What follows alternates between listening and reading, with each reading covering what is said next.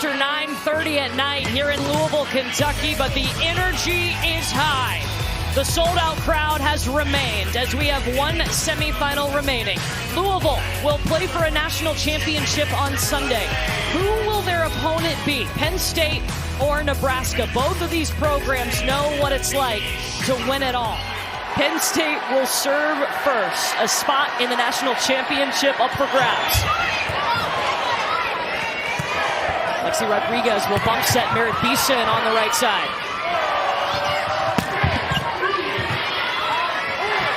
Taylor Trammell in the middle for Penn State, and she is blocked.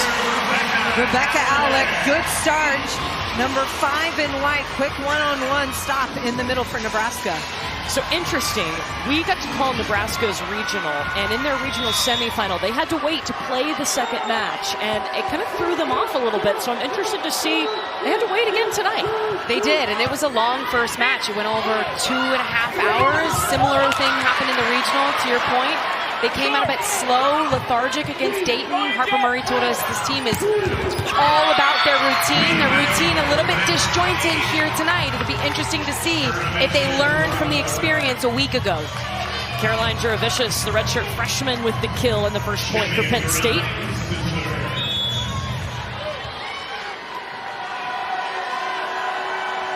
Here's the libero, Jillian Grimes. Andy Jackson in the middle, a first-team All-American. Penn State going after Harper Murray in serve receives, and she just passes the dime, feeding Bergen Riley, able to run that high percentage kill to Andy Jackson. When you talk about balance, you can talk about this Nebraska offense. They have 6 players averaging over 2 kills per set. So Bergen Riley, their setter, I mean, she can go to anybody. Jess Murzik. And that's just long. Point Nebraska. Jess Murzik trying to hit that deep corner, missed by an inch. I like the choice. Just missed on the execution. Murzik started her career, played 3 seasons at Michigan before transferring over to Penn State.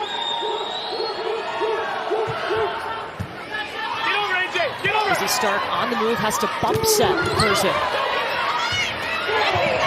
Harper Murray. Murzik long. You gotta imagine high energy, adrenaline, you're amped up. You gotta settle in a little bit. I do like that she's swinging high and deep, but she's gotta get a little bit more on top of the ball, and Penn State's gotta get in system out of servicey, Polly. Agreed, that first contact needs to be up in front of that 3-meter line for Izzy Stark. It's 3 straight points here for Nebraska to start the match. Mendelson in the middle.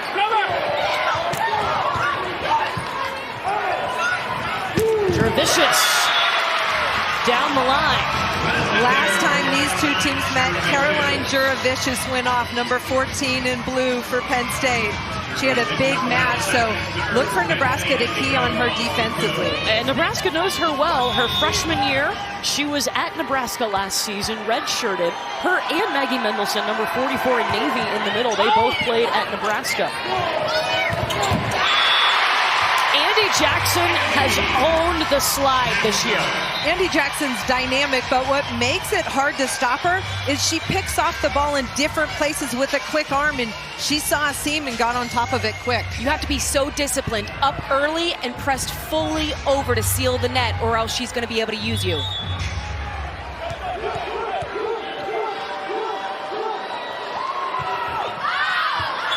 And the serve just wide for Harper Murray. It's so neat to see 2 historic programs battling here in the semifinal. Penn State, I mean, they set the standard for women's indoor volleyball. This is a program that won 7 titles, their last one coming in 2014. That's who I grew up watching, was that dynasty run under Russ Rose. It was unbelievable to watch. Every young girl who grew up wanted to play for Penn State during that time. Taylor Landfair using the block. Katie Schumacher-Crawley was a part of that. She was a player at Penn State, was a part of the 1999 National Championship team, and a 2-time All-American, now their head coach. She also spent 4 years working with Russ Rose on the coaching staff, learned a lot from him. They still talk often. Schumacher-Colley diagnosed with breast cancer a couple of months ago. Her team has rallied around her and gotten into the semifinals. She said she's so grateful to still have such a fond relationship with Russ Rose. He calls every day.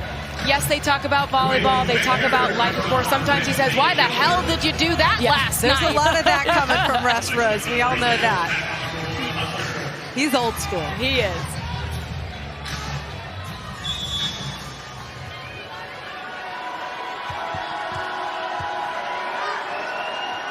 Quinn Minger on the serve, one of the captains for Penn State. Choboy takes the pass. Rebecca Alec looking for the slide, will not get a touch. Perfect pass by Lainey Choboy in the backcourt. Rebecca Alec just missing that corner long, no touch on that.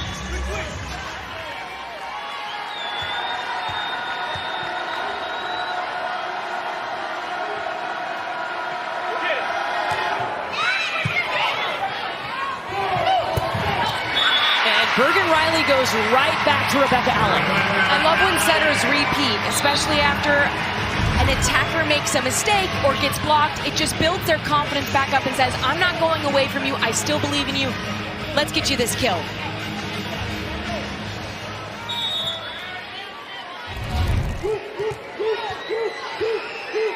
So Bergen Riley, the back-to-back Big Ten setter of the year on the serve. Start calling on Cameron Hanna. Taylor Landfair too far off the net, and Taylor Trammell's going to eat it up. Taylor Trammell's having the best season for Penn State, but she's always been good defensively. Her offensive numbers have really improved. Izzy Stark and her have a wonderful connection in the middle. It was so funny to listen to Izzy Stark and Taylor Trammell talk about how they started that connection. Izzy Stark came in January as a true freshman, as a setter, and Taylor Trammell immediately was blunt with the feedback. She said, I don't have time. I'm on the back end of my career here. If we're going to make a run to a national semifinal, you got to get with it quickly. And so she did give her a lot of feedback, and she told her how she wanted the sets. And Izzy Stark said sometimes it was a lot to handle. It was a bit overwhelming as a freshman, but she said, we built a great sense of trust together, and it's led to a connection that's been necessary to their success this season. Olivia Mauch pulling out the ace. John Cook is notorious for making fun of Olivia Mauch serve, calling it wimpy earlier in the season, but this is the strongest serving rotation for Nebraska.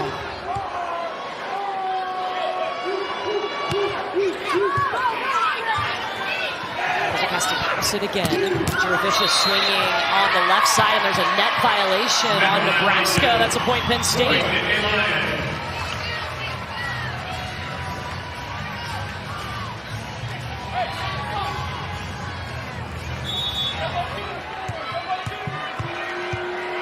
Penn State had to play an epic match Sunday night against Creighton. It was a late one. It was a whiteout. They went 5 sets. A thriller to make it here to Louisville.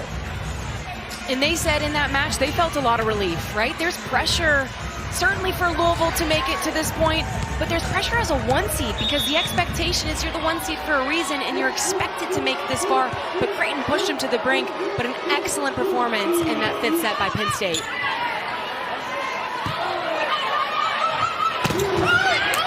Merzik off the block, up by Lexi Rodriguez. Andy Jackson, a mistiming there. And a net violation on Penn State. It's going to be a point for the Cornhuskers. And you see the road that Penn State took to get here. That Creighton match, it started at 8:30 local time on Sunday night. John Cook was asked, after your match, did you go and watch Penn State and Creighton live? He said, I watched Yellowstone first, and then I went, which, if you know him, not surprising. Makes sense. Surprising. A cowboy and a volleyball coach.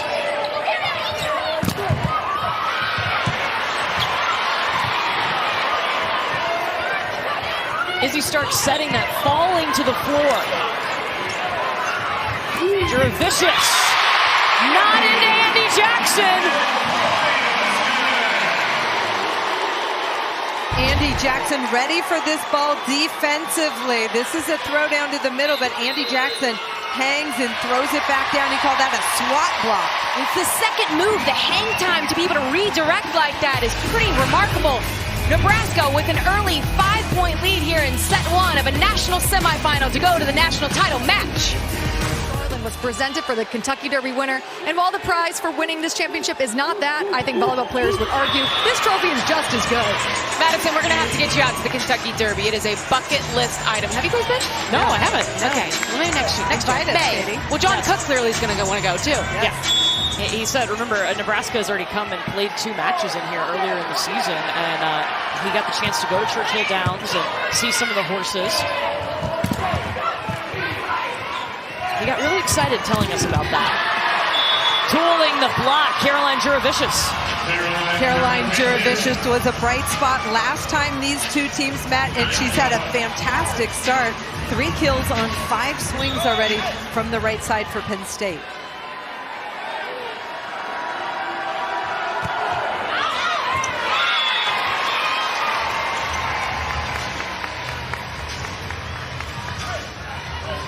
So, talking about getting ready for Caroline Juravicious, we saw Nebraska today in practice, blue tape on the net. That has to do with their block. What are they trying to do? Nebraska wants them to body up on that seam, line up on that blue ball to close the seam and pick that off and force the hitters to try and turn it down the line, just narrowing the court. They want to make sure they're not overrunning the set. They want to block the cross-court shot on in-system sets. Caroline Juravicious, last time they faced Nebraska, she had a career-high 18 kills, hit .414, and the Huskers haven't forgotten that. No, John Cook said she was the X factor in that match. Maggie Mendelson out of the middle, the former Cornhusker. Tough serve, creating that point opportunity for Mendelson at the net.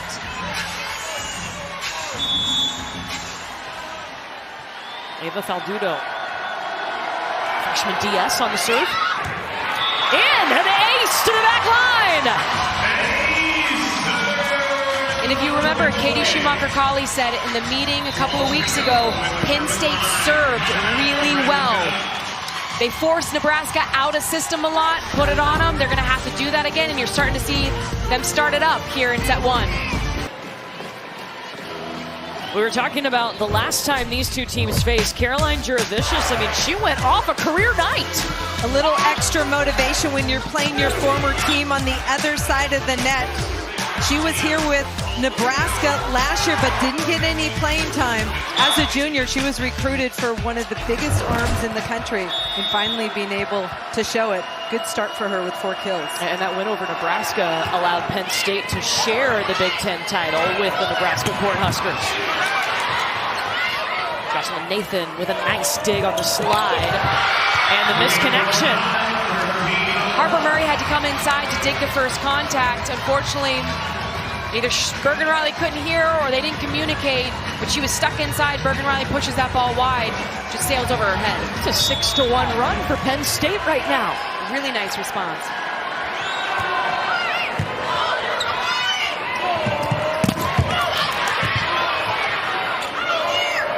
Back to Murray. And it hit the antenna. That is out. A point for Penn State, and they have the lead. Incredible scoring run right now for Penn State, and it's service, pressure, defense. Harper Murray tries to turn this down the line. Hits the inside of the antenna.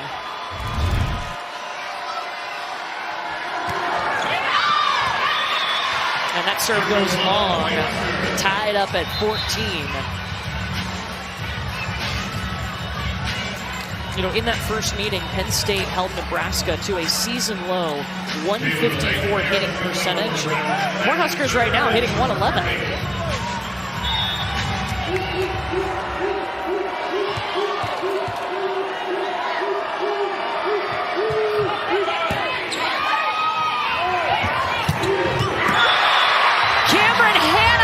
Soaring out of the back row. Penn State in a 2-hitter rotation. They send Maggie Mendelson on a slide, and watch this. This opens up the middle of the court. Cameron Ham has been so good out of the back row on that bit. But it's something they recently started doing.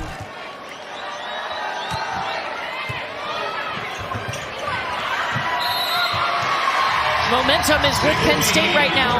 Cameron Hanna used to serve and then she'd rotate out, but Katie Schumacher-Crawley told us, you know, when they're in those two-hitter rotations, they like putting her back in the back row. Her defense has gotten better, especially late, so that she can be another option and outlet. Great job by Izzy Stark. Marzik service error. Cameron Hanna started her career at Clemson, there for 3 seasons, now in her 2nd season at Penn State, and her numbers improving. Kills per set are up. Hitting percentage is up from last year. She touches almost 11 feet. Her coach says, hey, look, we want her to go up and get it because she can clear blocks at that altitude. Yeah, 11 feet. That is an altitude. That is an altitude, yes. Experience.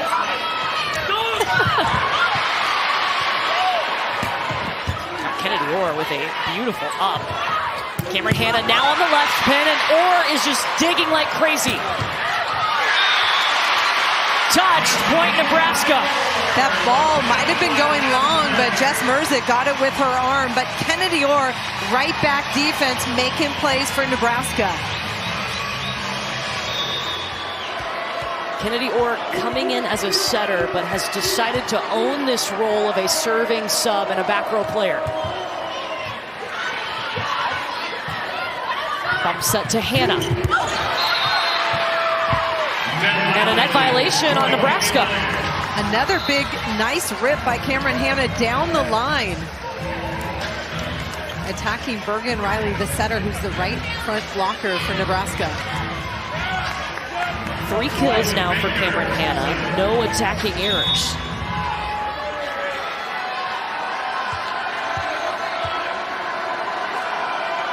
Quinn Minger here.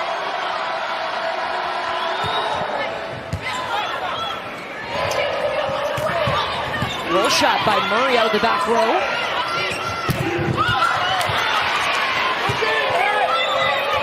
Landfair will get a swing off.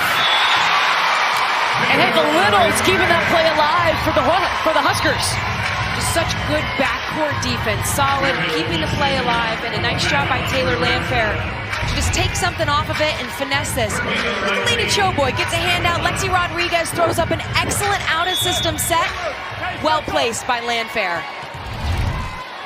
Taylor Landfair, someone who has worked herself into the lineup later in this season. The transfer from Minnesota, where she was the Big Ten Player of the Year a couple seasons ago. And that got the crowd on its feet, seeing Merritt Beeson have success. Look at the set from Rebecca Alec. Beauty! Absolutely beautiful. And Merritt Beeson's able to put it away cross court. The Cornhuskers love it. When a non-setter steps in and puts up a juicy set in transition, it's a beautiful thing. A middle blocker, no less.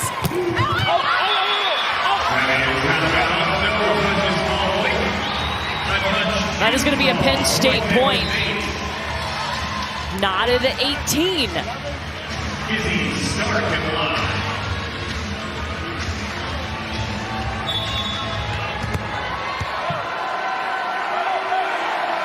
Izzy Stark, the National Freshman of the Year with the ace. Wow, she couldn't have planned that better. The tape dribbler on the 1-foot line. Just how she drew it out. Right. Stark getting the chance to play with her sister, Angelina Stark. Grew up playing volleyball in the backyard with her family. Both of her parents played volleyball in college. Merzick diving to save it.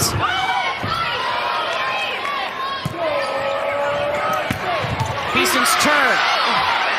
Jillian Grimes all over it.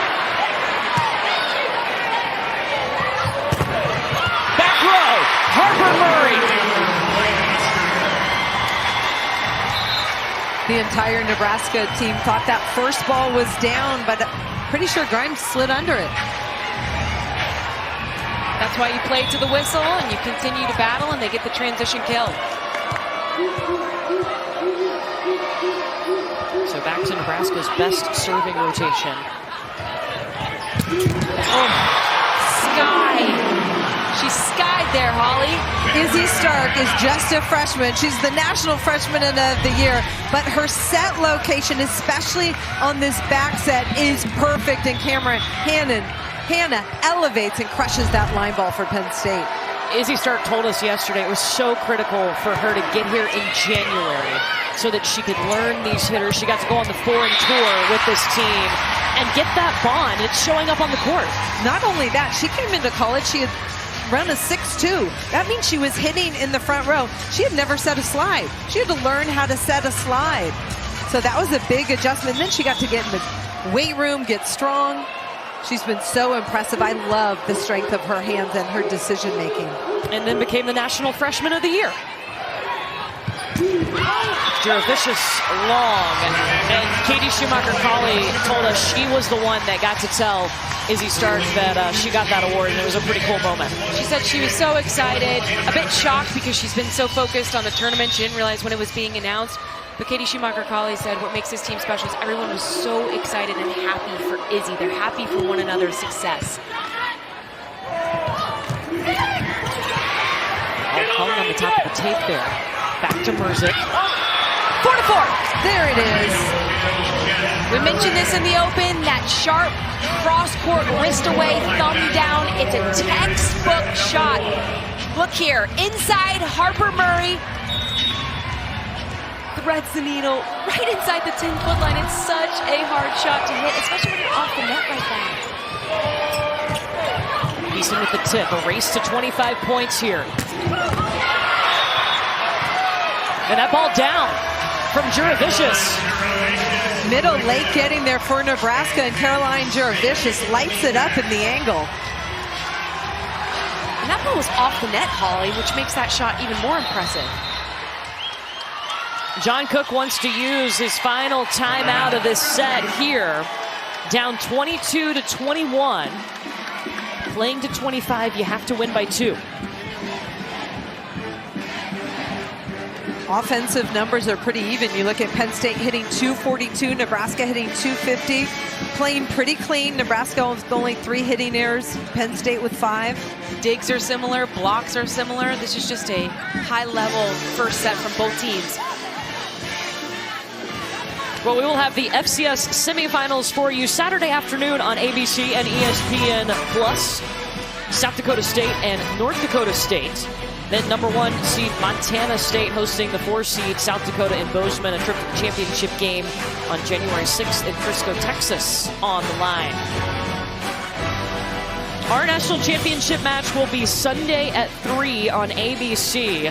Louisville, who's playing in their home arena, has already made their way to that Sunday match after defeating their rival Pitt in 4 sets earlier tonight.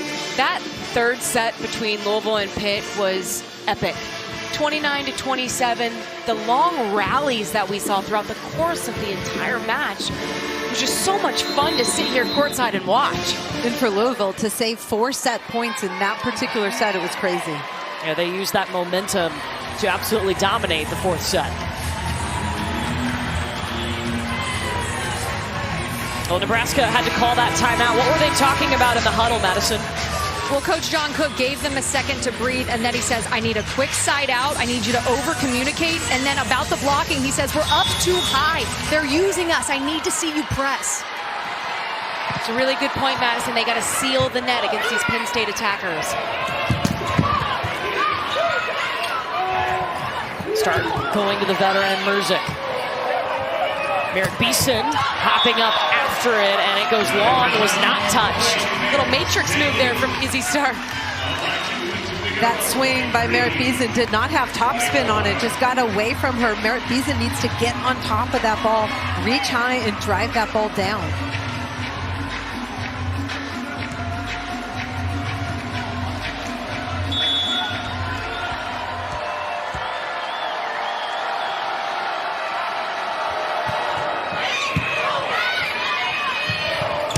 Andy Jackson behind Bergen Riley.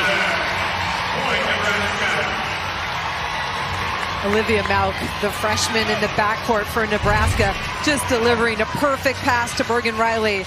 In the block a little bit early on at Andy Jackson, who goes wrist away down that line.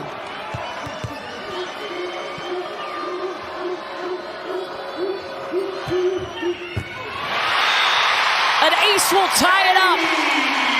That ball just dropped. I mean, deflated and died as soon as it crossed the net. And it's going to force Penn State to call a timeout. Tied up for the 10th time here in the opening set.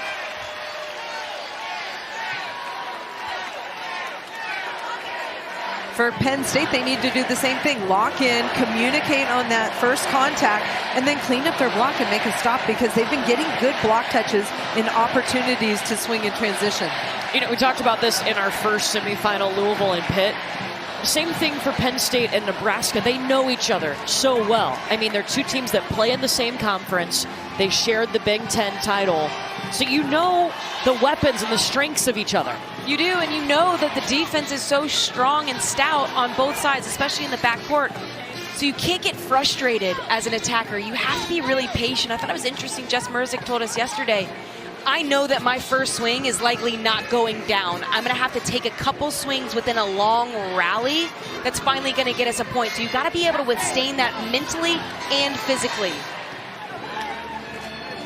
This is the 12th time that these two have met in the NCAA tournament.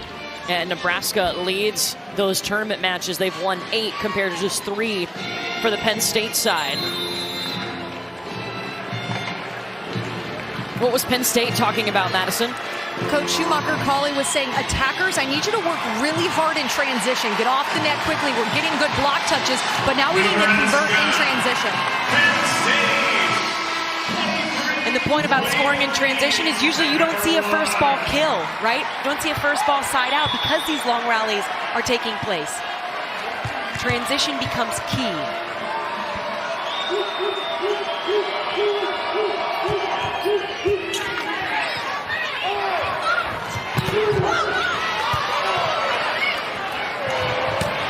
Andy Jackson makes it set point Nebraska. They're finding their rhythm. You usually see a quick set in front of the setter. They do a really nice job running that quick A or 6, whatever you want to call it, right off of Bergen Riley's back. Nice job by Andy Jackson. A 3-0 run to get the Cornhuskers to set point.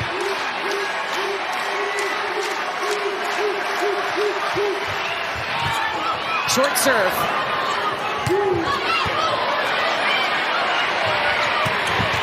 Yes, it is in. Andy Jackson, 6 kills, no errors in the first set. Starts with the serve. Guys watching these, 1, Coach Cook's got some moves, and 2, I think it's a beautiful testament to their relationship. Okay, easy, Madison. I don't know if I'd say he's got moves. But they definitely have a strong bond, and it's great to see. And John Cook talked to us yesterday.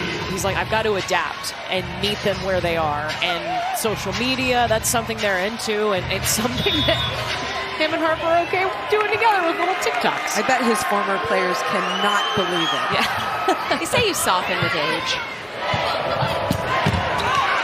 Nebraska used a 4-0 run to end and win set 1.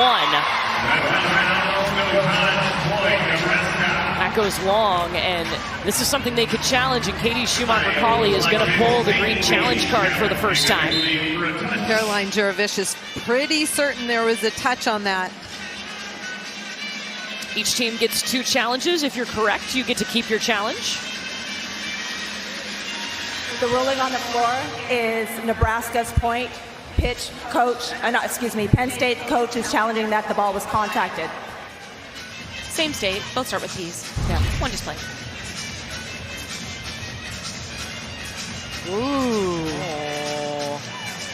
Getting that pointer finger on Harper Murray's right hand. Those long green nails. A little extra real estate to get. I'm telling you, when they paint their nails, it makes it easier to see. Well, we also have really good cameras here, so Excellent. even if she didn't have green nails, we would still be able to see that. After review, the ruling is reversed. The ball was contacted. It's going to be Penn State point, and they retain the challenge. So 2 challenges still left for Penn State.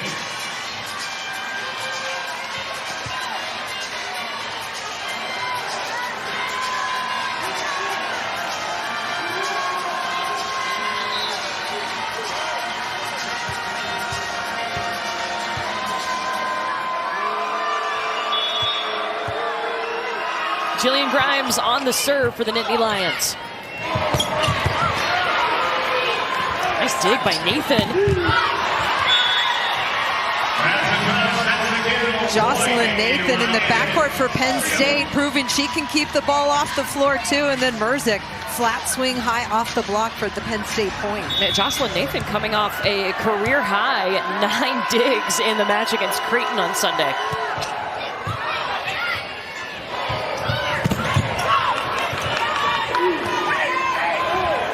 Stark backside to Jurevicius, and Rebecca Alex stops her. Rebecca Alex so good at getting outside quick laterally to close that block with Harper Murray. Watch the hand just forming a Nebraska wall right there. Rebecca Alex 6th in career blocks in the rally scoring era, over 400 in her career. And just a little mishit by Mendelson. As a middle attacker, you want to stay behind the ball. She got a little bit in front of it, and it was hard for Izzy Stark to feed her.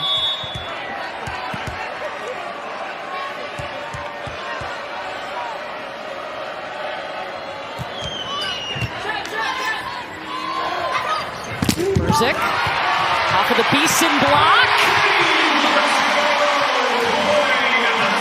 We showed you that blue tape that they were talking about in practice yesterday. A great setup here. She doesn't go too far wide. She stays inside mid-body point. Andy Jackson closes. And you see the happiness from the two of them on the pair. And you see they close that seam. There's no seam to attack. This Nebraska team 10th in the nation in blocks per set. They're 4th in the nation in opponent hitting percentage. Harper Murray's going to roll through the block. And she's just able to kind of skirt it over the net there. She takes some off of it. It was a really high set from Bergen Riley. She times it well, waits, and then just mixes it up with a little bit of finesse. Nebraska doesn't need to beat you with speed. They beat you with their physicality.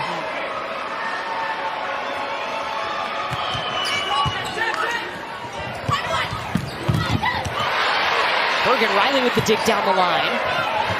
Murray's got to chase it into the block, and she runs into the net.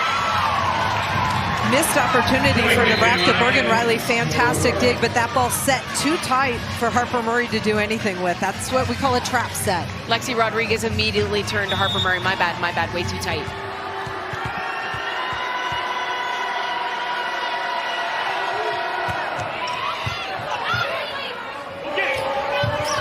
Beeson readjusting. Grimes laying out for it. Back to Beeson. Merzick. So sharp.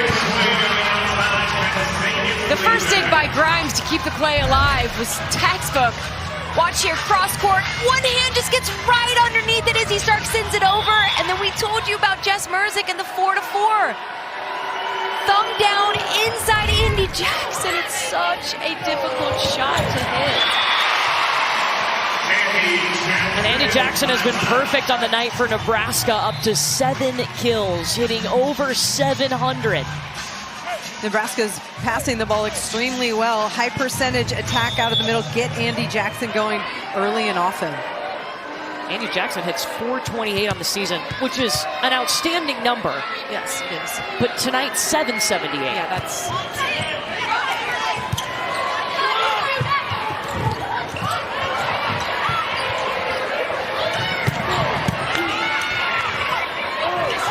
They push it out to Merzick. Harper Murray. Cannon!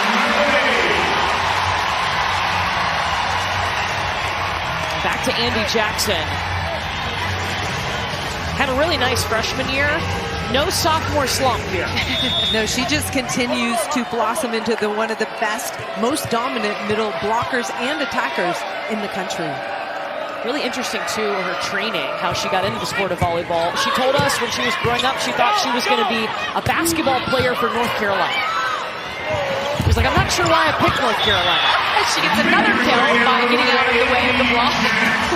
Good body control to dodge that ball coming back at you. I'm sorry it didn't work out for her in her dreams to play basketball at North Carolina. I think things are going fairly well for her in her career at Nebraska. Yeah, Nebraska's not sorry about it.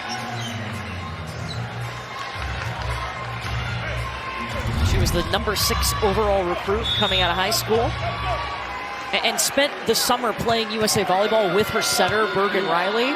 Made a huge difference in their connection. They worked on slides all summer long, and they've gotten better and better.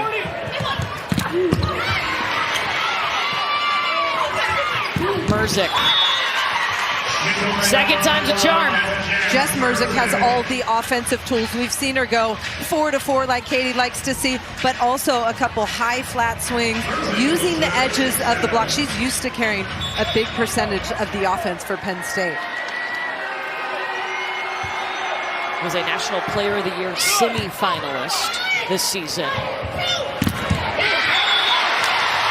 I mean, it's almost automatic.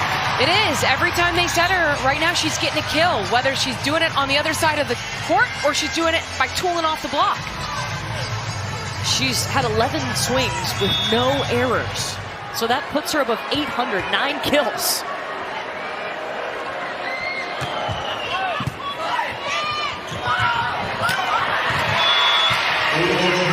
Penn State sends Nebraska scrambling. Yeah, Izzy Stark with a little redirect behind her back, recognizing the left back defender was a little bit too deep, and it pays off for Penn State. Always good for a setter to call her own number, so a blocker stays in front of her, honoring her, and that holds one of the blockers on the other side of the net. Surprised she caught Nebraska sleeping.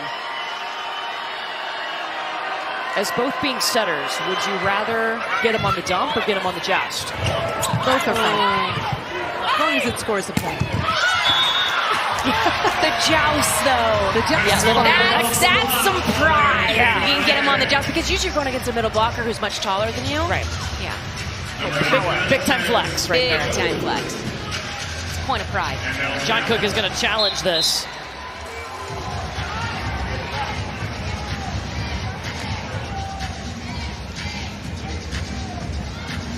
See Jordan Larson talking to Harper Murray on the bench. The ruling on the floor is it's Penn State's point because of a touch. He believes it was not contacted.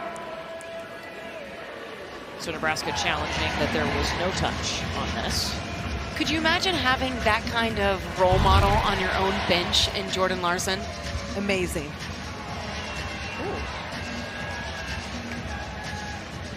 I didn't see a touch. You would think that you'd see that pinky bend back, and I don't see it. But if it gets the side of your hand, you won't see that hand.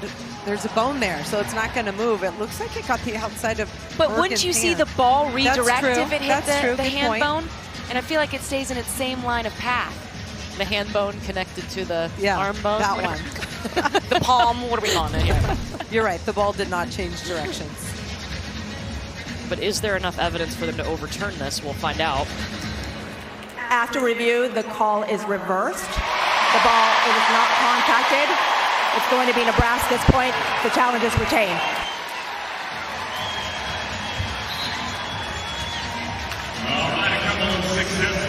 So each team still has 2 challenges.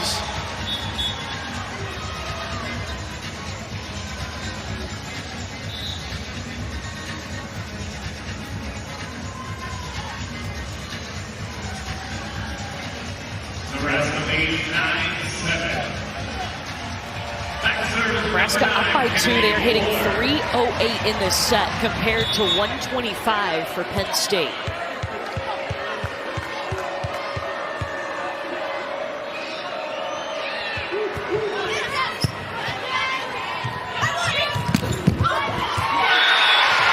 That dropped in off of the block.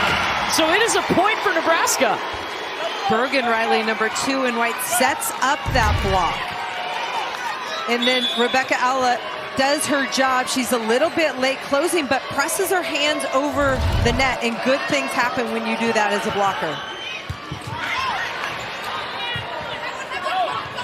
Penn State out of system swing for Cameron Hanna. Lady Choboy. So they can set up Harper Murray.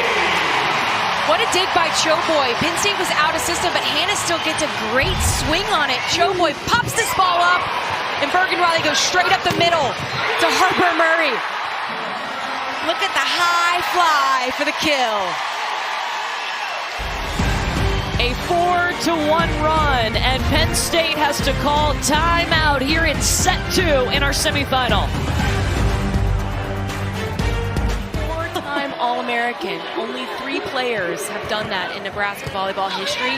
She's the first libero to be able to do so. Yeah, Katie Wilson and Sarah Pavin, the first 2 to do that. And she's got a chance to be the National Player of the Year. That award will be announced tomorrow.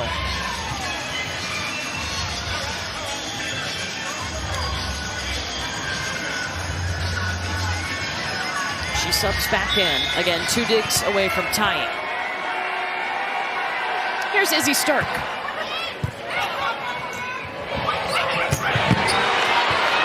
Grimes with a dig on the back row attack. Cameron Hanna trying to tip into the block. Hanna going power now, still stopped.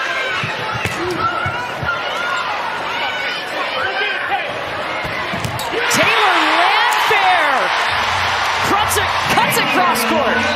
Taylor Landfair found her way into the Nebraska lineup. John Cook said, look, she can do things that nobody else can do, and her physicality on that left pin is impressive. Something we're seeing her do a lot more than we have in the past few years is smile. She has found her love for volleyball again. She credits her teammates with helping her get there. What a dig. Jurevicius stopped. Rejected by this Nebraska block. Merritt Beeson. Check out this dig. Bergen Riley just bodies it, gets blown up, but pops it up in the court of play, Holly. Sacrifice their body, and then the block defense by Merritt Beeson on that pin, shutting down the line of Caroline Jurevicius. Nebraska has 5 blocks in this set. That's wide. We talk a lot about Nebraska's backcourt defense, but right now, the first line of defense is at the net. The block's getting it done. 7 blocks on the match for Nebraska. This is a Nebraska team that in the tournament holding their opponents to 0.66 hitting. Wow. Penn State's hitting 0 in this set. And it's not getting better. That Nebraska block is getting better though. Rhythm off offensively for Penn State. It looked like Cameron Hanna was early and had to decelerate to that ball, which is hard to hit past the block when you're doing that. And Katie Schumacher-Colley is going to use her final timeout in this set.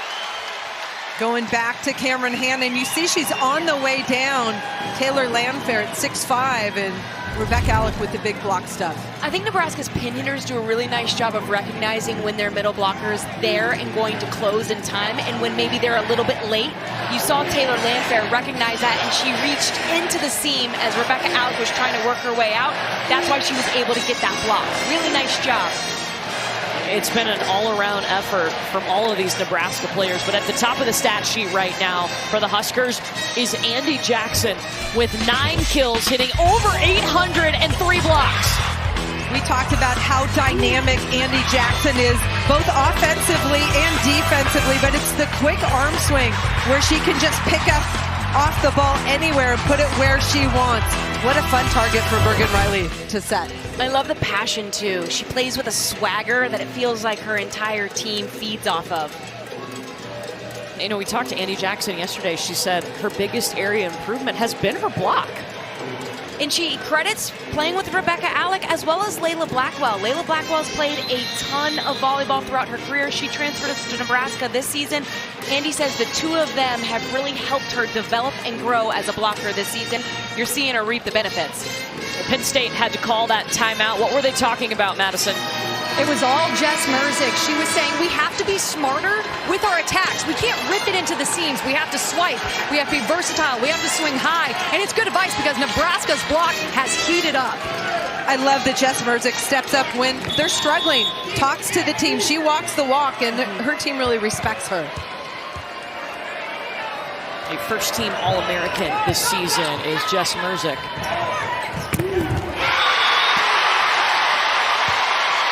The timeout did not stop the block, though. That's 9 blocks for Nebraska. 7 in this set. Nebraska's block knew exactly where that ball was going. It was a back one, and then what you call a dog on the right side.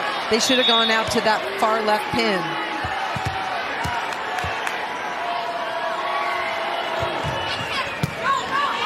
They serve at Cameron Hanna.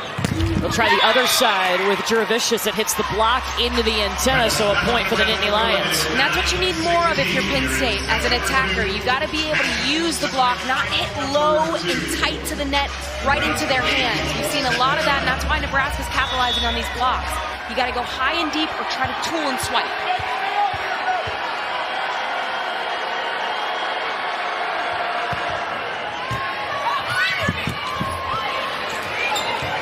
Tough serve leads to a free ball back to Penn State. They almost let it hit the floor.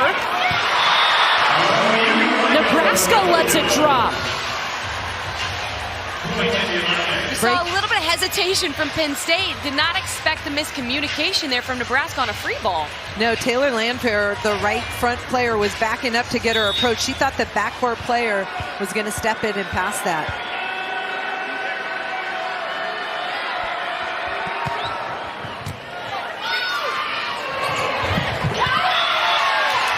Rebecca Alex stopped in the middle by Trammell. I don't mind the run from Bergen Riley to kind of force the middle there, but in this instance, you got to get her a little bit higher.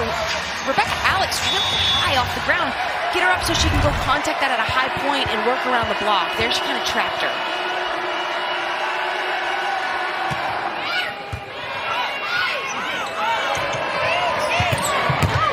Decent dunk by Grimes.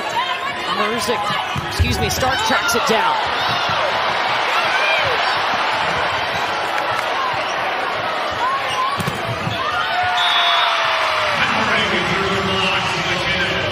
It's a 4-0 run for Penn State.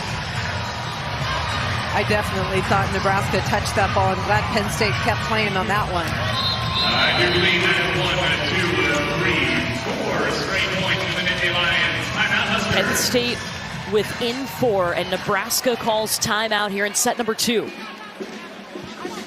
Volleyball is such a game of runs, such a momentum game. You can get down by 6, 7 points, but as long as you can side out and go on a run with your serve, you're right back in it.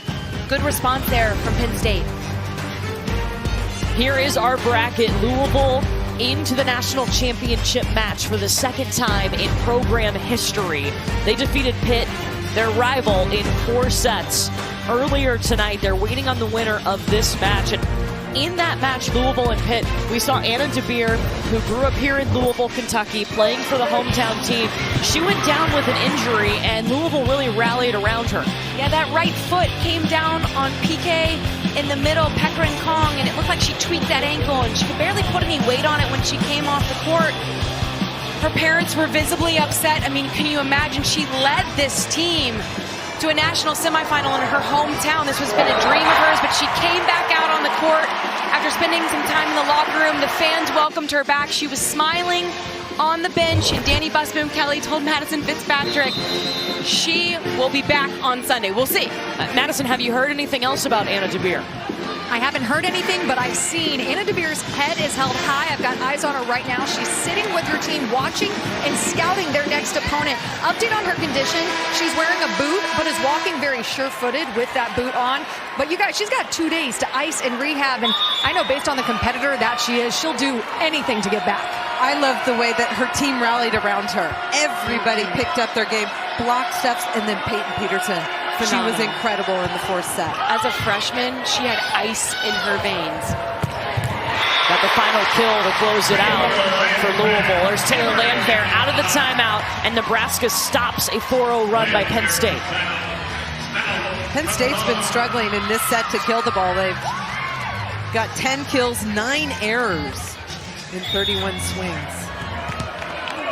I feel like the block does that to you. When there's such a big block and they're blocking well, you sometimes run away from it, and that leads to errors. Izzy Stark pushing her middle. Taylor Trammell still a little bit low on the set, but able to work it off the Nebraska block.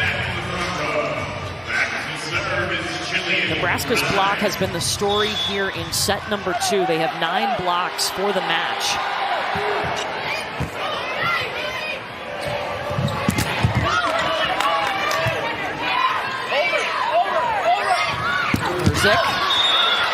And Lexi Rodriguez foul out of the way to keep from touching that volleyball. Little matrix move by Lexi Rodriguez.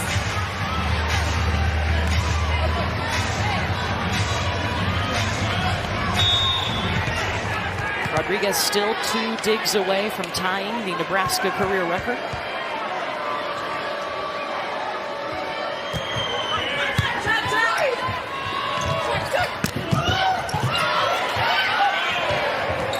Beeson right side, down the line, it's a kill. What a shot by Beeson down the line, Holly. They've been stopping her in the cross court with a late middle close, but this time she goes high, fast, down that arm. Jillian Grimes there and still can't come up with it. How she was able to get that between the hand and the antenna beats me. And Merritt Beeson hasn't had the best tournament. Her numbers have been down, but you don't see that let her get frustrated. No, and we've covered Nebraska's regional, and I thought that John Cook did a really nice job talking her up in practice, trying to build her confidence, saying, you got to feel it, Merritt, go high and deep hands. And I love that he pulled her aside one-on-one. Felt like an intimate conversation. You can tell he really cares, and he's got a good pulse on what his team, his players need and when. Merritt Beeson transferred in before last season from Florida. She had lost her love of the game, but found it in Lincoln. We talk about Andy Jackson going behind the setter, but that time on the 3 set, watch Andy Jackson elevate. And the location from Bergen Riley makes this all possible. You see this seam, but Andy Jackson goes high over with the throwdown. She looks like a superhero in that replay. She is. 10 kills, and she has no errors.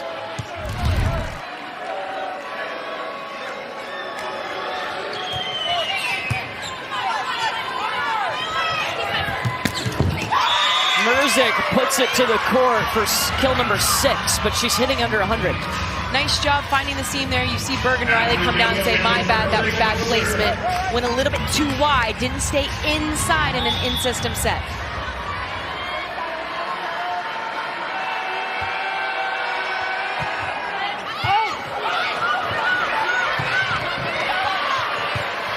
Free ball back to Penn State.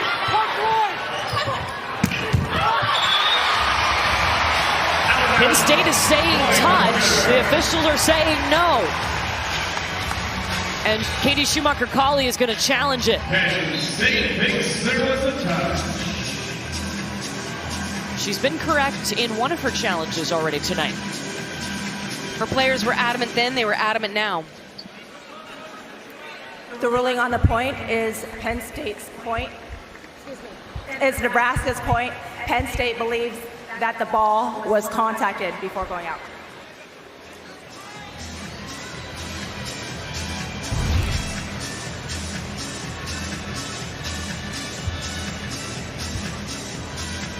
Yes, there's a touch there. I think that index finger and middle finger, they've been back just barely there.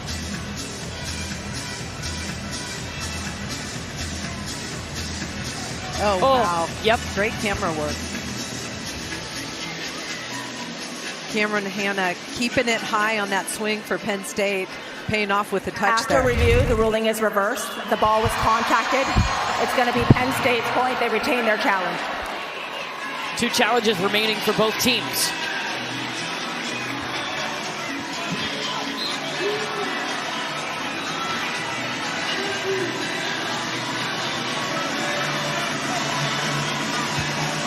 Penn State down by 4. Playing to 25.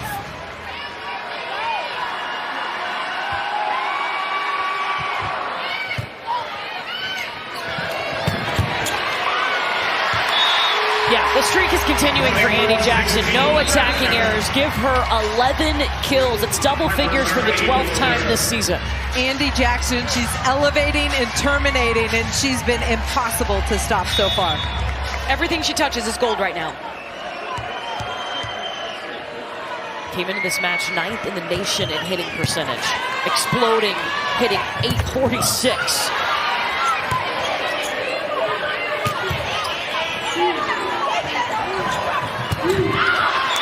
And a new face into the lineup for Penn State, number 5 in Navy in that blue jersey. That's Jordan Hopp. Jordan Hopp came in the match against Creighton and provided a spark off the bench, some offense, some defense in the middle blocker position. Right, Katie Schumacher-Cauley told us total confidence in Jordan Hopp because she works her tail off in practice every day.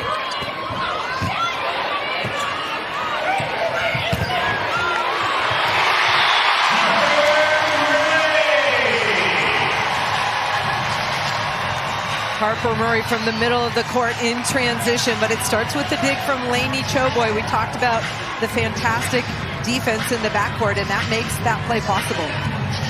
3-0 run, Nebraska. Harper Murray with 5 kills. Service error.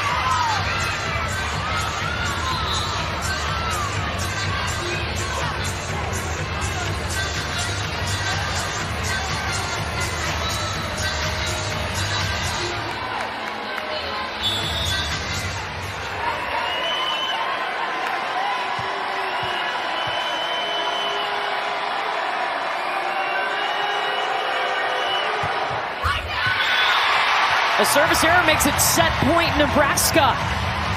It is set point Huskers.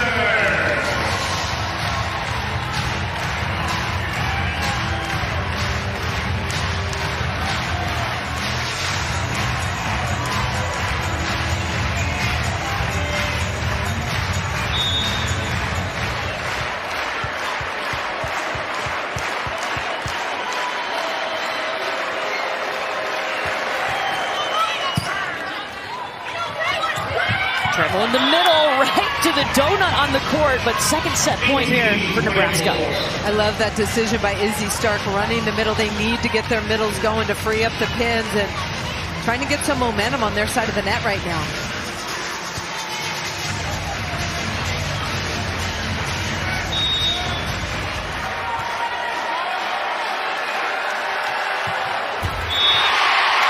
A service error will hand set 2 to Nebraska, and they lead the semifinal 2-0.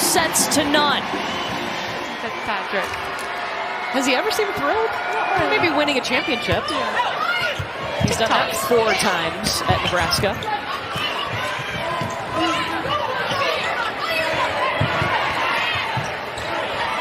Caroline Juravicius off of the block into the antenna. Point Penn State. We really didn't call her name that much in set 2. And that was a problem for Penn State. She had a fantastic start in the first set.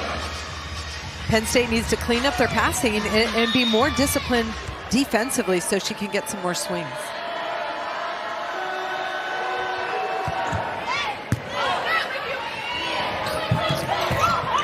Decent roll shot. They say it did touch the block, so able to play on. Grimes, the back set to Murzik. Juravicius dug up by Malk.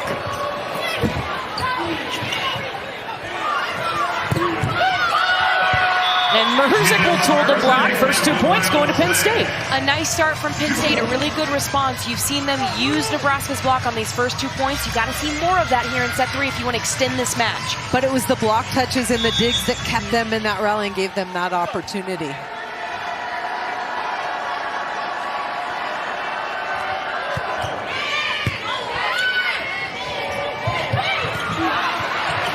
Izzy Stark with the up. But Penn State can't get it back over. Izzy Stark read that ball, just couldn't control it for Penn State.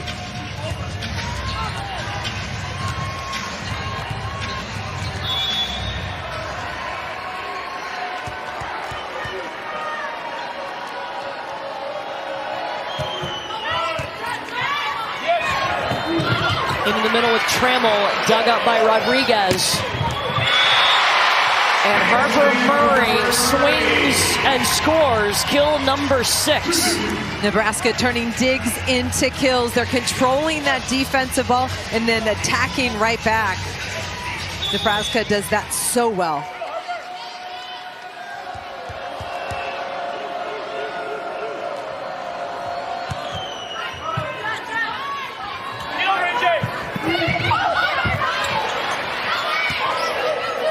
The bump set to Murray.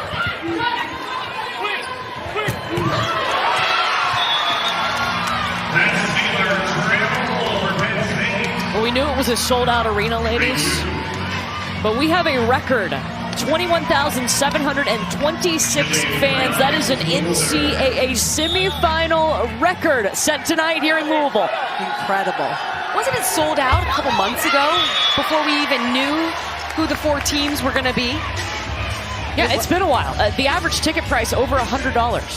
Just crazy. It's awesome. There's a need, there's a want. Jack up those prices. Actually, make them a little bit affordable so families can come. But it's a good thing. It's a great thing. The game is growing, and rightfully so.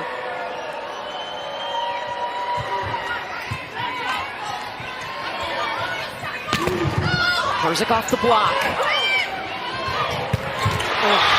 And Andy Jackson is still unstoppable. 12 kills, no errors. Andy Jackson, both sides of the ball. She gets a block touch. Watch her at the net. Beautiful block touch. Drives that ball up, and then Harper Murray takes it with her hands, almost like a free ball, and then quick attack for the kill.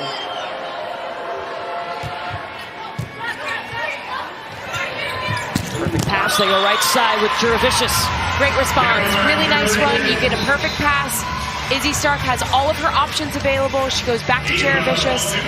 As you mentioned early in set one, Juravicious was the X factor for Penn State when these two teams met a couple of weeks ago. They got to continue to keep feeding her on that right side pin. Yeah, it was 3 weeks ago that Penn State handed Nebraska just its second loss of the season. And they stuck with Jordan Hopp in the middle, too. Serving pressure was one of the big factors as well. Penn State was able to get Nebraska out of system and create those point-scoring opportunities last time they met.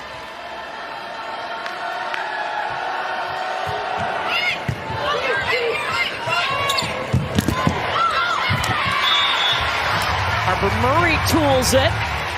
You know, back to the Penn State side, we're not seeing them panic, too. They have to win this set in order to extend the match, but they don't look afraid or hesitant like the pressure's getting to them. No, they don't, and I think it's a great test of their mental resilience.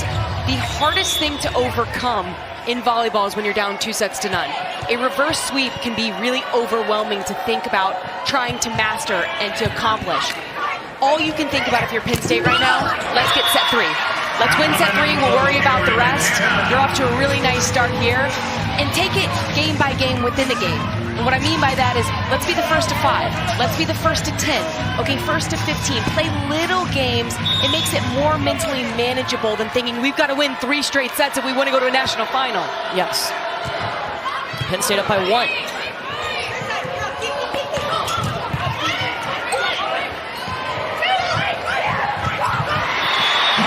Murray going around that block, and she's doing it from the back row. From the back row, we've seen her go a ton of cross body. So this shot really throws the team off by going away short to the left side for the kill. Places it just right out of reach of Grimes.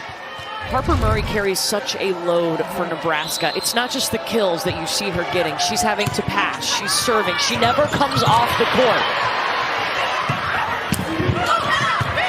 It physically wears on you. It mentally wears on you. Emotionally it wears on you. She's asked to do so much. Got a system swing here for Cameron Hanna. Landfair down the line. Out of system set by Murray, and Landfair just places it perfectly. Harper Murray was off the back line when she bump set that ball to Taylor Landfair. Wow. The key when there's chaos, bump it high and inside. Leave it high and inside and let your hitter go and get it. Great job by Murray.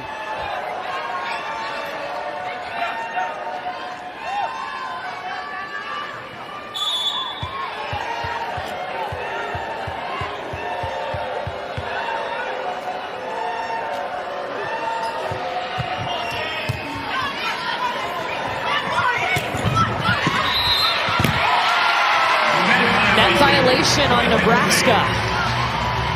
And if not, that was going to be a point for the Huskers with the block.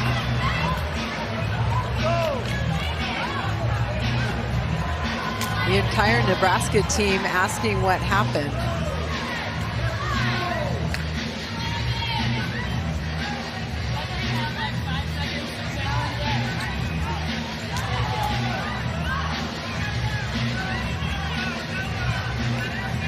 And Katie Schumacher-Cawley trying to talk to the ump official about, well, what's the long pause here for? It's a challenge. But it took John Cook a second to decide he was going to challenge it. You see him ask Taylor Landfair, were you in the net or not? Upon review, it was Penn State's point due to a net call. Nebraska is challenging that there was no net.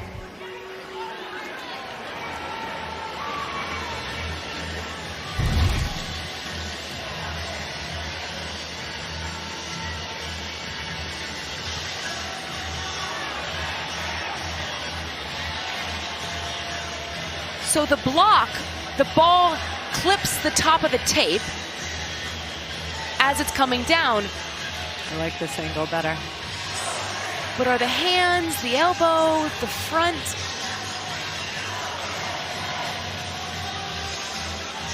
Looks like somebody's body hit the net. I just can't tell who. Was it all ball? I think it was the ball. Or was it the long ponytail of Bergen Riley? Ball clips the tape here, and the net bounces.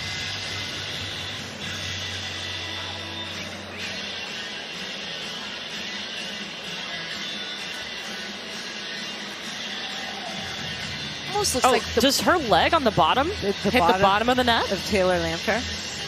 But it's almost like the ball making the net bounce hits the net into them. You know what I mean?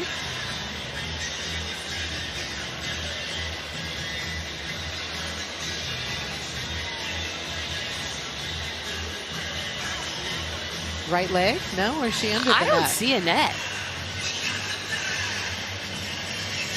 The original I thought that was our best angle, by the way. Agreed. Yeah, the original call was there was a net. After review, the call is reversed. There was no net. It's going to be a replay. Okay, so they stopped play because of the net, so they'll have to replay the point. Which is unfortunate because Jess Merzick hit into Nebraska's block and the ball fell on Penn State's side.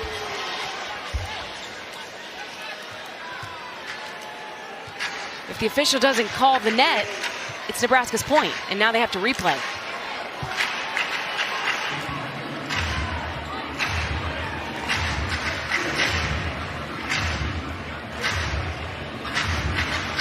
So both teams have challenged twice, and they've both been correct in those challenges.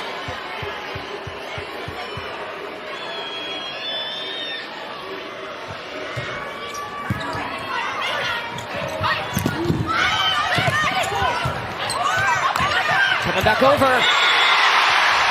Rebecca Alec. Third time's a charm for Rebecca Alec. Staying up there, cleaning things up at the net. That's a missed opportunity for Penn State on that over dig. Rebecca Alec, a Nebraska native, was the Nebraska Gatorade Player of the Year. Her twin sister Hannah is a setter at Missouri Southern.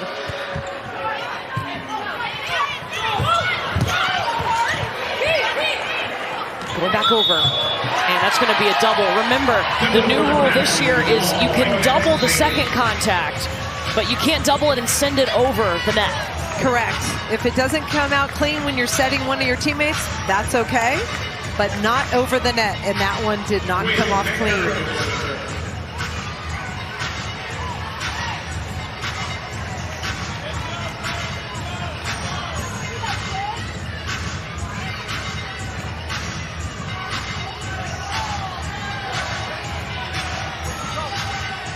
I'm not sure what the pause is about.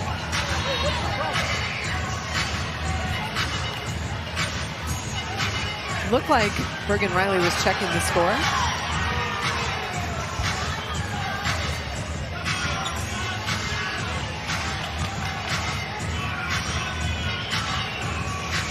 See Jess Merzick over talking to our up official, Suzanne Lowry. The floor captain is the only one that can approach the ref stand. Penn State's getting irritated with the disruption of the flow of the game.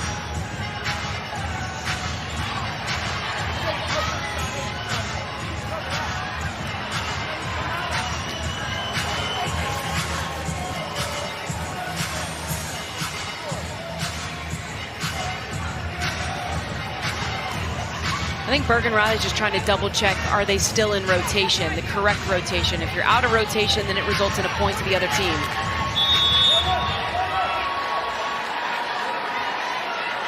That is what they were checking. So now we're good to go here. Nebraska up by a point.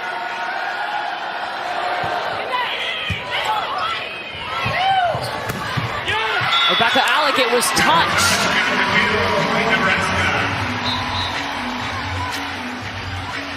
Fourth kill for Rebecca Alec going on that slide.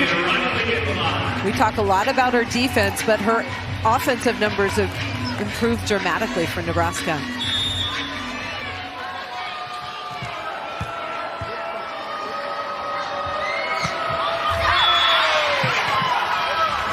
Service error pulls Penn State back within 1.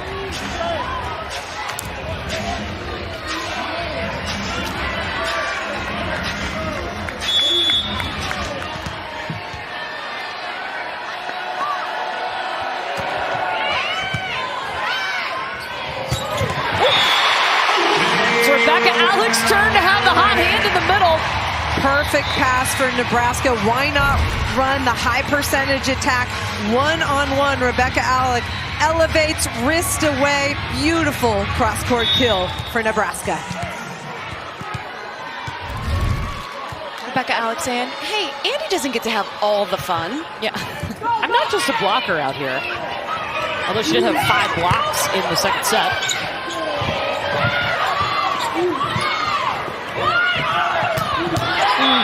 Down the line to Juravicius. How about Izzy Stark just chucking that ball out to the pin? Might not have been pretty, but I like the location and the decision by the freshman. You can double contact now on that second ball.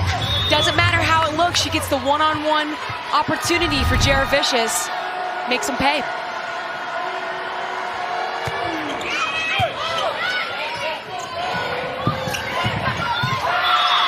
And Beeson trying to tip into the block. I'd love to see Merritt Beeson stay aggressive. Too much tipping. I think she's lost a little bit of confidence. She has not been able to find her offensive rhythm. Yeah, just hitting 125 tonight. Thought it was interesting that when we talked to John Cook, he said, you know, Merritt's not hitting at her highest clip. He said, I don't think Bergen-Riley's setting her very well. So they worked on that connection out in Nebraska between matches between Dayton and Wisconsin. But still, it's given them a little bit of issue here tonight. Taylor Trammell getting down and closing to Caroline Juravicius. Big block stop for Penn State. They need a lot more of that. Watch Taylor Trammell. She's late, but she closes that seam. Pays off for the big Penn State point. Trammell's family absolutely loves it. She's from Lexington, Kentucky, just 60 miles down the road. She's got her team a 1-point lead here in set 3. Penn State up by a point. They have to win set number 3 to extend the match here in our national semifinal. That one touch and a point for Penn State. In that Notre Dame-Indiana football game we were telling you about, Katie's going to make the drive up to do this game. Yes, I'll be on the IU sideline. They've got one of the best defenses in the country. They're going to have to try to slow down one of the best rushing offenses in the country. Should be cold and snowy, but Curtis worked for IU. He's Canadian. Grew up playing in the cold. Did you do some Googling For Indiana? Oh, yeah. Big matchup for the state of Indiana. 5-0 run for Penn State here. Backs against the wall, trying to keep that hope of getting into the Nationals championship match alive.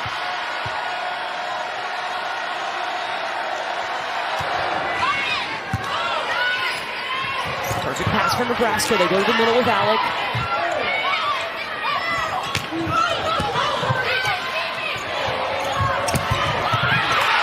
Trammell got a nice block touch, but Nebraska wouldn't be denied.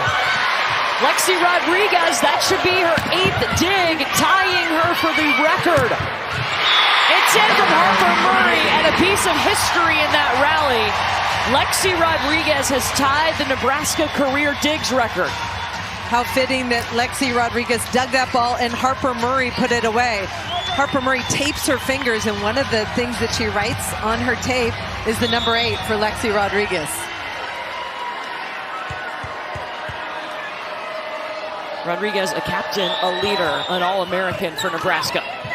4 times an All-American. Penn State feeling it, and Jess Merzik's going to need to provide some offense right now. They need to try and pull away and put the pressure back on Nebraska.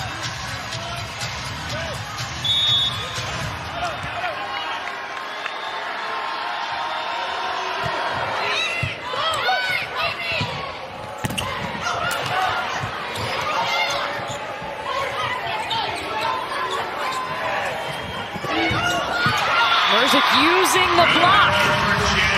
She's just doing a nice job showing her range. She's hit cross court, she can turn the ball down the line, she'll mix in with a tip, a roll shot. Just a good job keeping this defense on their toes right now. She's able to go high off the block there and drop it right in. A smart player on and off the court. She has an undergraduate degree, she has her MBA already, and she's got a grad certificate in business analytics. 13 now for Andy Jackson. And a 9th dig for Lexi Rodriguez. First passing Justine Wongarantes for the Nebraska career digs mark. Wow, incredible. She grew up watching Justine Wongarantes and now one ahead of her in the record books.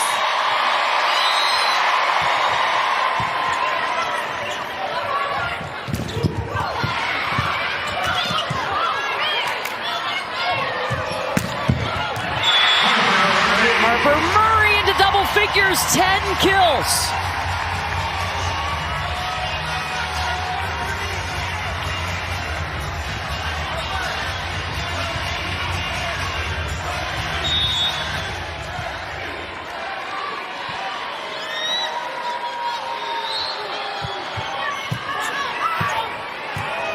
Grimes will step in. Juravicius to the floor. I love the mindset of Caroline Juravicius, 14 in navy blue. She is not afraid to go take a big rip. She just got blocked, but responds, goes inside the block of Andy Jackson for the kill.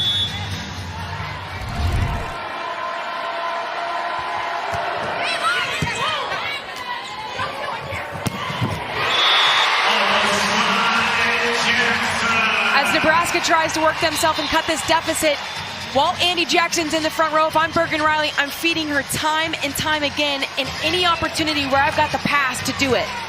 Bergen Riley and Andy Jackson spent the summer in the USA gym, 21 days together, and that connection every single day, it's paying off this season for Nebraska.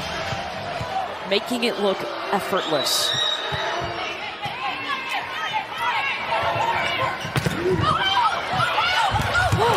Nice up. Rodriguez saving this point. Showboy continuing on. Harper Murray diving. But Penn State will tool the block. The pursuit and the ability just to keep the ball off the floor. Look at Lexi Rodriguez run this ball down right by the officials' stanchion, and then Laney Showboy also keeps this one alive here. Harper Murray able to track it down, keep the ball up, but Jess Merzick puts it down.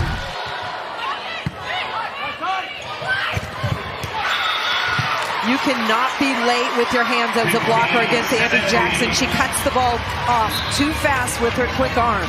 15 kills on 17 swings. 0 errors. She's hitting .882. Good news for Penn State. She's off the court for Nebraska. She has tied her career high with 15 kills. Get a breather.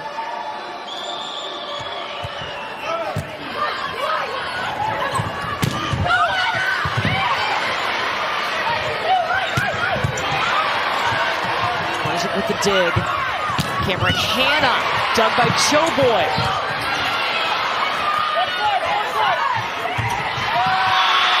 Just enough to sneak it by the Nebraska block. Great court awareness, great vision. Izzy Stark in transition, loves to fire it out to her pin, gets her hands on it, shakes everyone off, and then a little finesse shot by Hanna. Penn State upping its hitting percentage to .394 here in a must-win set 3.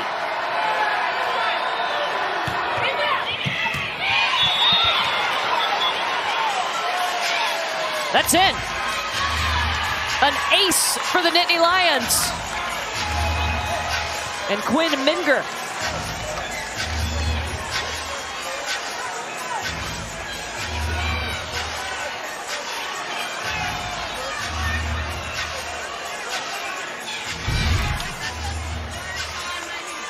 Watch this deep serve right in the seam. Oh, it's well in.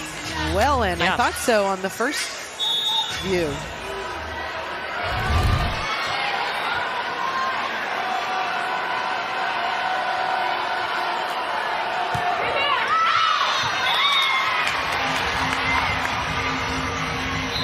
A little too much on it. What's been better for Penn State here in set number 3? I think they've started passing the ball better, so Izzy Stark can run her offense to its fullest. You've also seen them utilize the block, use the block by tooling. 0 hitting errors. They had 11 in Big set difference. 2. Big difference. Hitting .394 against Nebraska in this set. Nebraska hasn't had a block in this set. They had 7 in set 2.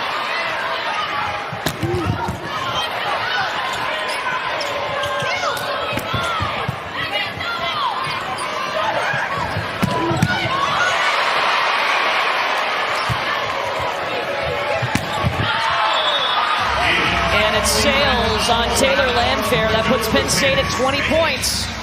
Penn State staying in the rally, putting pressure on Nebraska, and it pays off with that last point. Timeout, Nebraska. Penn State has hit the red zone. They're 5 points away from forcing a set 4. Nittany Lions have gone on a 12-6 run since they were down 10-8 here in set number 3. We've seen some fantastic digs, nice block touches, putting the pressure back on Nebraska and getting transition kills.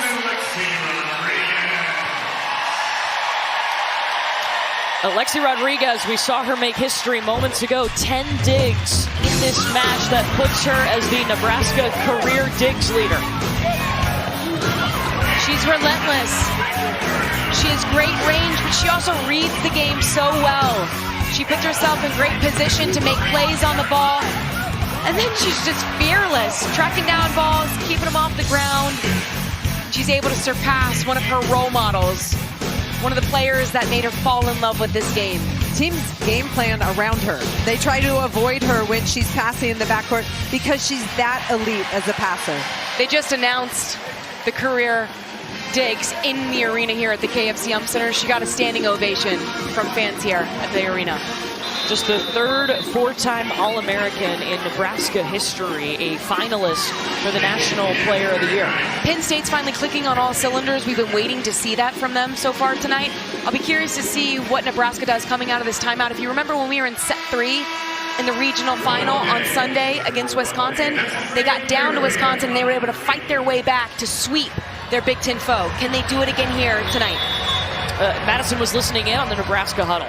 Well, Katie, I'd expect them to come out and be really aggressive. Coach John Cook said, you guys got a little tentative there. Get up, take a big rip, and tool the block. I love that. You got to go down swinging.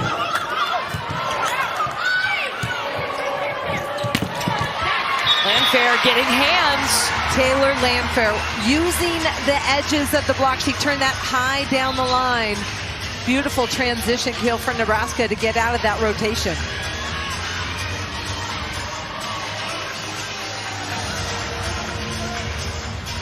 And Olivia Mount, the freshman Nebraska native, back to serve, their strongest serving rotation. And they're taking a look at Jess Merzick right now over on the Penn State side. They have a little scratch on her arm. A little bit of blood that they probably have to patch up. There's a Band-Aid coming out.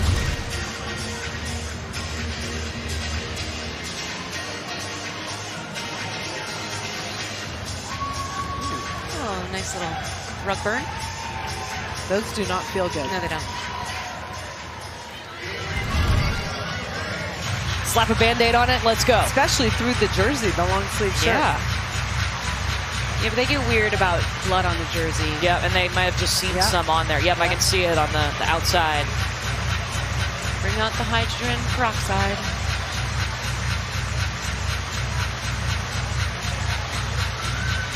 We'll give the training staff a chance to clean that up. Well, coming up on SportsCenter after this match, full post-game coverage of Broncos Chargers, the lowlights of Steph Curry's worst game of his career, and Joe Mazzulla's holiday message after technical calls change the game. SportsCenter after the match on ESPN.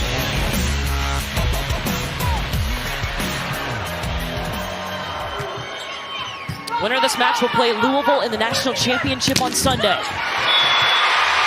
Hey, Nebraska's block is back. First block of this set for Nebraska. Welcome back to the party. It's been a while since we've seen one of those. Harper Murray sets it up on the left side, and then Rebecca Alec again closing to her pin blocker, closing that seam up. 7 blocks tonight for Rebecca Alec. Tough serve, puts Penn State out of system. And Caroline Juravicius not afraid of the block, though. No. Go ahead. Just a really nice job, big arm, but good to get Malk out of serving because she's got a really nice serve that drops in there.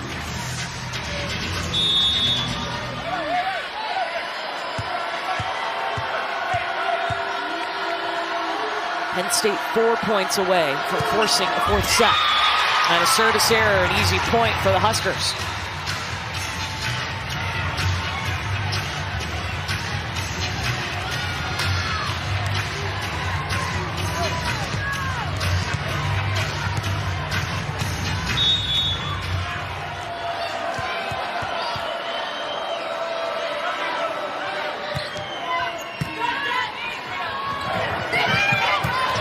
Tip in the middle. They say it hit the Penn State block. And that's in. I saw you both shake your head when Trammell tipped that ball. Yes, we did. Good set, high enough for Trammell to stay aggressive, get on top of that. You cannot tip on this Nebraska team. They're too quick defensively. Agreed. I don't mind a tip if it's well placed and it's something you see open up on the court. But right now, when you're trying to force a 4th set, you got to swing against one of the best defensive teams in the country. So Penn State has to call a timeout here. They were up 20-16, and Nebraska has pulled within 1, a race to 25 points. Really nice response by Nebraska out of that last timeout when they trailed by 3 or 4. Nebraska made it to the national championship match last year. They were swept by Texas in a match that surprised a lot of people, but it fueled Nebraska. They went back to work, and here they are again in the national semifinals. This Nebraska team has had a chip on their shoulder all season long and been on a mission to improve any kind of weakness that was exposed last year, and they are much better for it. Hey, apparently even Santa picks Nebraska, according to that sign. I think I saw Santa in the building earlier. I did too. I think I saw a couple, which is just really confusing. Oh, for Penn State, they have come out. They have not panicked here in a must-win 3rd set. Caroline Juravicius leading the way with 15 kills. From the beginning of this match, Caroline Juravicius unafraid to go up and crush this ball, even facing one of the best defensive teams in the country. She's got 15 kills on 26 swings. She's been a bright spot offensively. And right now, as you're trying to close out set 3, you need to go to her. Let's check in with Madison. Penn State's message was basically don't tip. Cover and take big rips. Trust your defense to cover you behind the block. He said, we will not beat them if we're tipping. No doubt, Madison, no doubt.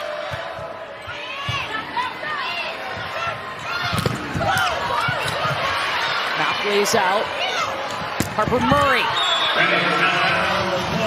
2 wide, and Penn State up by 2.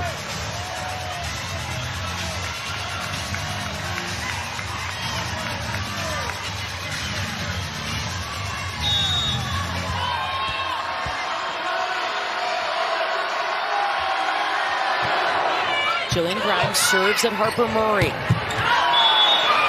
And for the first time tonight, Andy Jackson has a hitting error. She took 17 swings before her first error tonight. She's been perfect all night long. Her first error comes in an inopportune moment.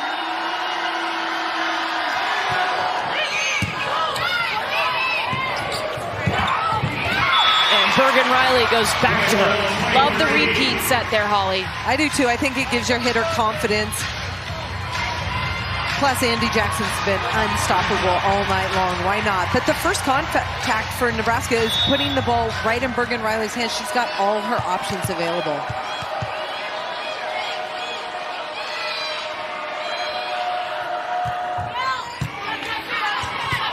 Stark on the move has to bump set.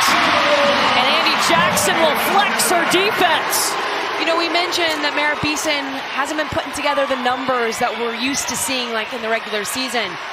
How can you impact the game in other ways? Right now she put a really nice serve in, forced Penn State out of system that allowed that block to set up perfectly against Jurevicius. Another one. This will be a free ball back to Nebraska.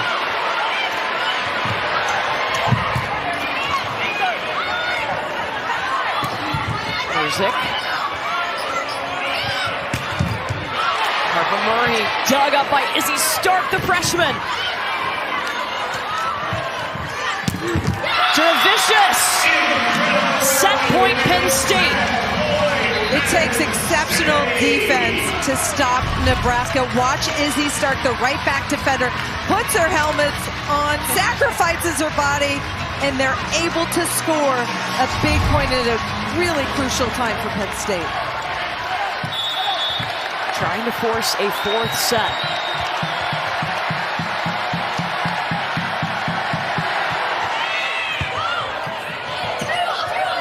Murray will take the swing. Second set point coming for Penn State. Bergen Riley isolating Harper Murray one-on-one, and Harper Murray's going to win that battle every time. She had every option at her disposal. The whole court to work with. Great set by Riley.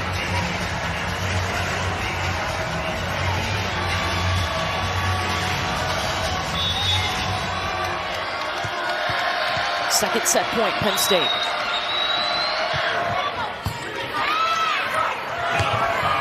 Merzik. Murray out the back row. It was wide and no touch. We are going to a fourth set. Penn State was able to make some plays at the end of that set and finish strong, but we saw some unforced hitting errors from Nebraska as well. Penn State with their season. Cook looked at every single one of his players and said, we are at a point in the season where you're going to have to give this everything you have. He said, you've got 25 points. I want everything you have in these 25 points. Courtney? Yeah, it's do or die right now. It is, and you never want to get in the fifth set, so you have to take care of business now if you're Nebraska.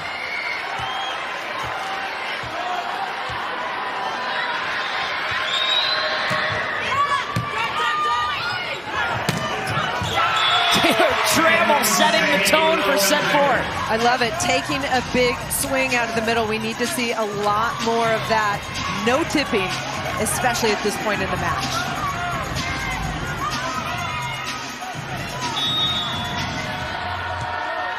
Three weeks ago, it was Penn State beating Nebraska, holding Nebraska to its season-low hitting percentage. They would go on to share the Big Ten title.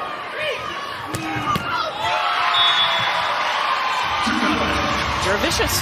I love the court vision by Caroline Jurevicius. She saw that they were giving her angle and just chops it. Look at the hand, top and side of the ball, taking it cross court, and that catches Merritt Beeson high.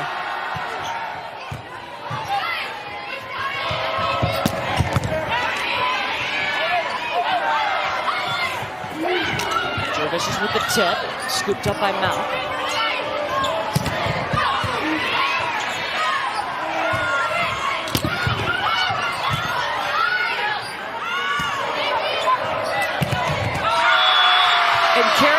Jurevicius with a block. She's everywhere. This is a player that grew up a Penn State fan. She had to. Her dad, Joe, was a wide receiver at Penn State. Spent 11 seasons in the NFL. Won a Super Bowl in 2003. And by the way, her sister, Ava, committed to Penn State. Nittany Lions through and through. Do we know where her dad is sitting? Because I want to know if he's wearing mittens or not, because he bites his nails. He's a nervous Nelly. Here's Joe playing at Penn State and then in the NFL. Yeah, watching him in the regional final against Creighton, he was, man, all the feelings. It's awesome.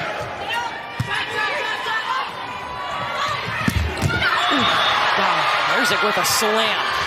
Huge hole in the gap there. Hole in the block, excuse me, and Merzik makes him pay.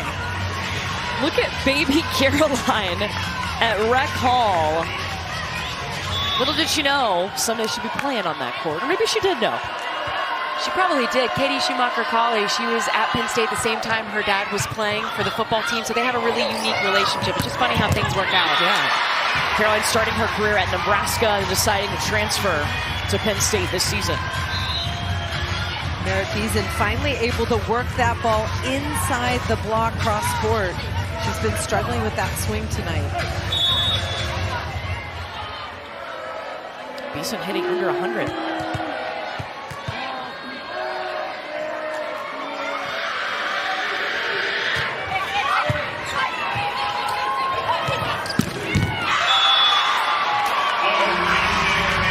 There it is. Jess Merzick gets so quick on the ball. You talked about it earlier, Katie. The 4-4, sharp inside the block.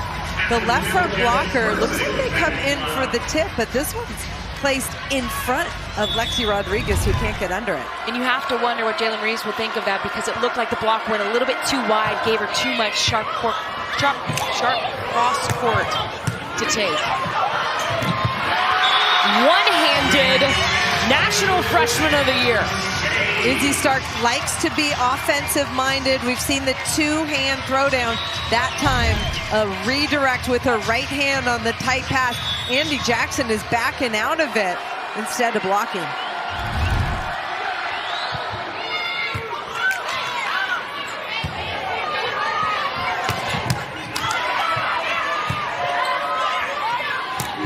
Merzick from the back row. Rodriguez digs. Harper Murray in. She really went up and got that ball, went high, deep, cross court, put that deep into zone 5. Great swing by Harper Murray. And she can really elevate.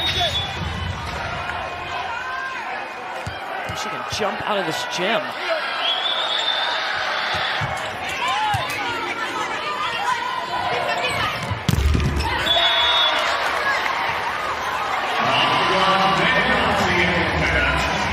Ball looks to go off of Bergen Riley's block straight into the antenna. Cameron Hanna elevating, going off the right hand. That ball goes off Bergen Riley's hands into the antenna. The officials talk about it briefly. It is Penn State. Their point.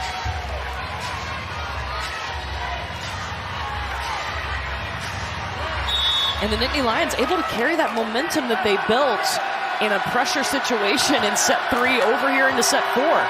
Remember, Penn State has to win this set, and they would have to win a 5th in order to advance.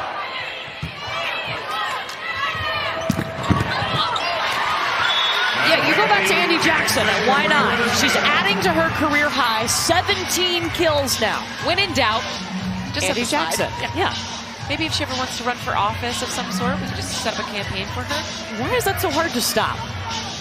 I think it's the arm speed and the high contact point. Andy Jackson gets up, and then, like I said, she can cut that off anywhere and drive it anywhere on the court, which makes it tough to stop defensively.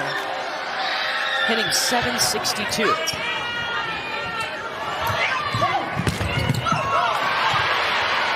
Showboy all over it.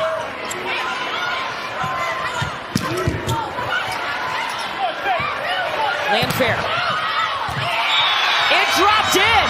Oh, and Taylor Trammell felt it. Yes, she did. She hasn't been able to have the offensive night yet that she wants, but big stop there to take Penn State up by 4.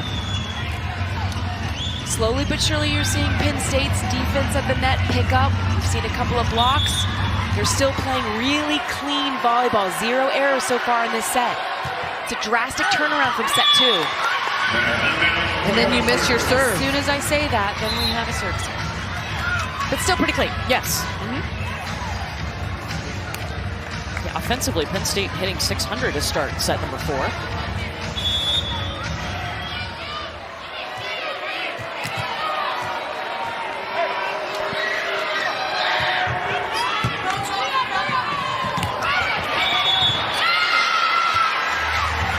Double contact called on Penn State. Izzy Stark tried to get to that ball, but mishandled it and actually carried over.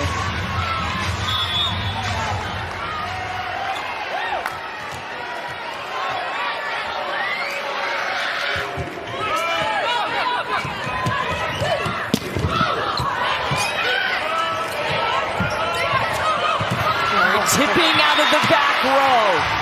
So smart. Perfect placement. Just to drop it in right over top of the blocker. But watch Penn State's off blockers. They both pull off for the short shot, but just the Midas touch takes it away from that right front defender. Hardest tips to pick up is when it goes right over the back of the jersey of the blocker. That puts Nebraska on a 3-0 run.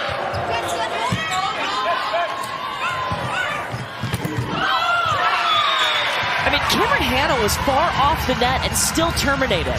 The connection wasn't great. Cameron Hanna was already in the middle of her approach and the timing was off, but still took a big rip at it, and it paid off working through the block of Nebraska. She's up to 11 kills.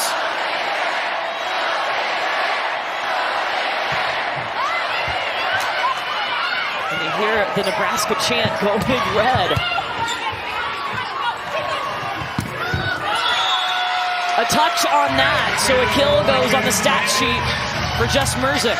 Cameron Hanna, middle back defense, helping set up that point scoring opportunity for Merzick. I feel like we're watching a boxing match. Yes. One of these teams throws a punch, the other withstands it, then they throw a punch, just back and forth. Fitting in Muhammad Ali's hometown. See what you did there. Penn State had a double block in front of Rebecca Alec, and she's still able to go high, deep into the court for the Nebraska kill.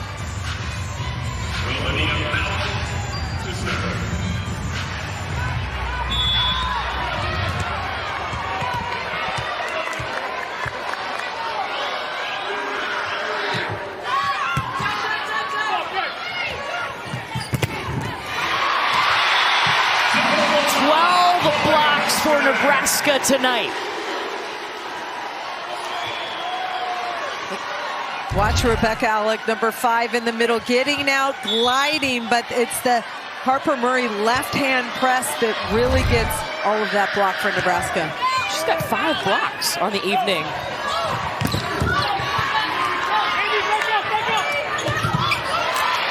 Trammell dug up by Bergen Riley. In comes Juravicius to the middle of the floor. Beautiful. It's an out-of-system situation. She's way off the net. Great placement by Juravicius. Just high IQ volleyball. And she has tied her career high. 18 kills. Who did she set that against the first time? That would be Nebraska. She was the X factor. And again, as Penn State makes this comeback and tries to force a 5th set, she's been big for the Nittany Lions.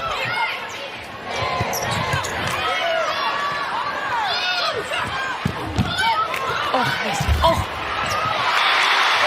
Just play after play on that rally that makes you go, wow. Again, it was Bergen Riley, the right back defender.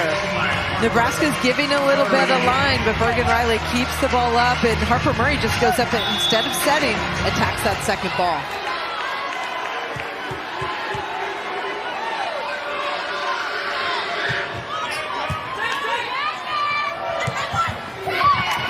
With the tip, Harper Murray.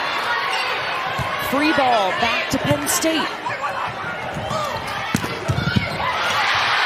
Rodriguez leans into it.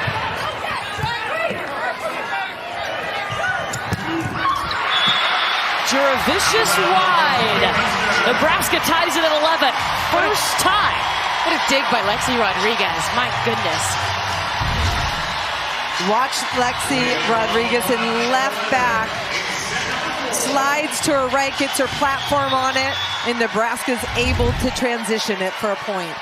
Rodriguez already made history tonight, becoming Nebraska's all-time career digs leader.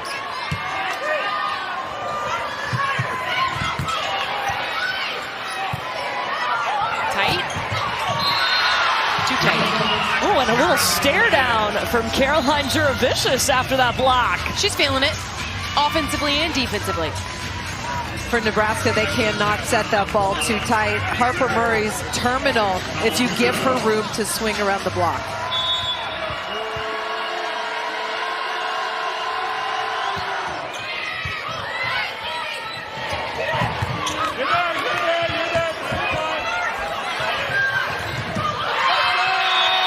just Murzik is going to win the joust.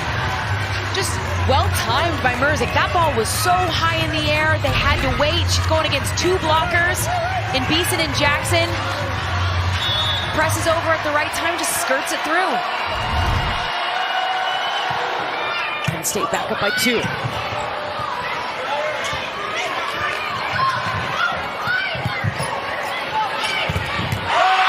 Solo stop, Jordan Hawk!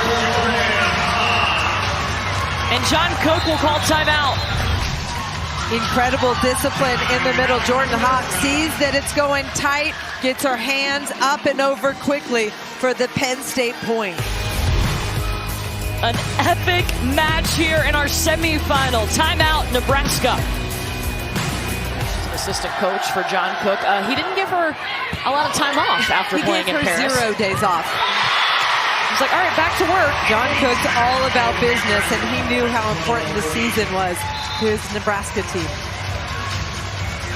Nebraska with 5 national titles, Penn State with 7. The leader all-time is Stanford with 9 national championships.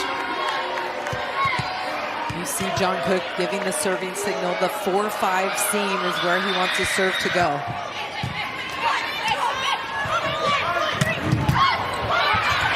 It's going back over.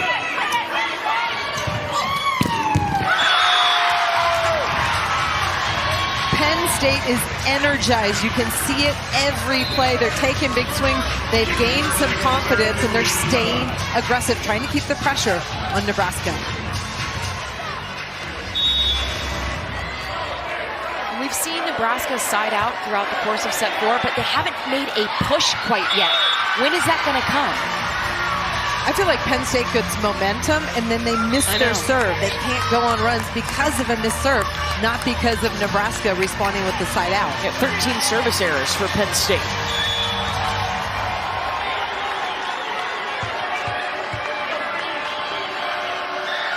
Nebraska led this match 2 sets to none before Penn State won the 3rd, and there's an ace for Harper Murray. Head coach John Cook of Nebraska challenged Harper Murray. He said, you need to pick up your service game, and she has really responded to that. She's been putting up incredible service numbers lately for Nebraska. He said her serve last year was terrible. Yes, he did. Now it's not. Back-to-back aces. I'd say so. He doesn't even crack a smile, though. Nope. Unbothered. Flat and clean, what we call a flean serve. Lots of movement. Tough to track as a passer. You see the bottom just drop out.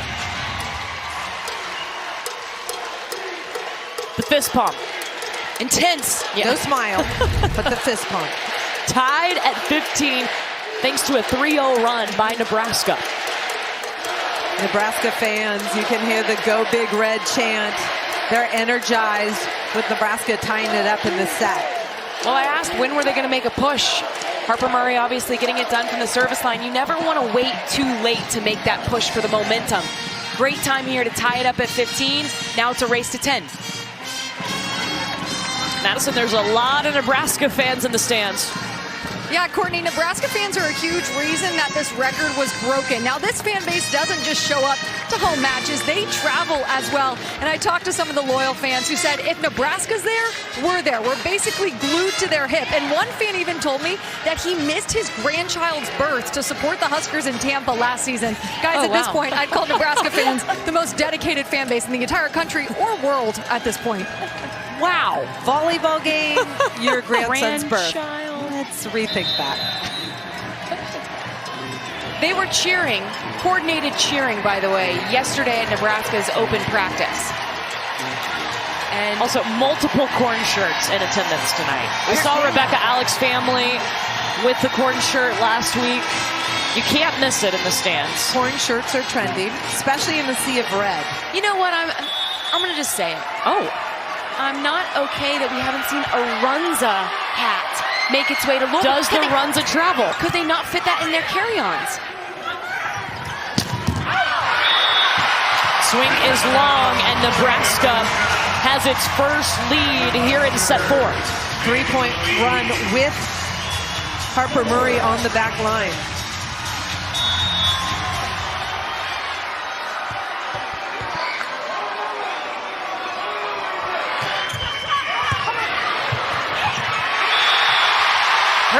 serve is on fire right now.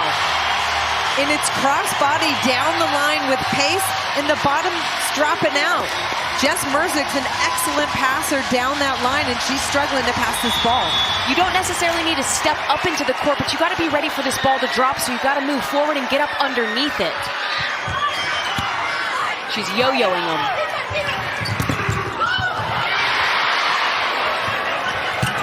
In flies Murray. 6-0 run.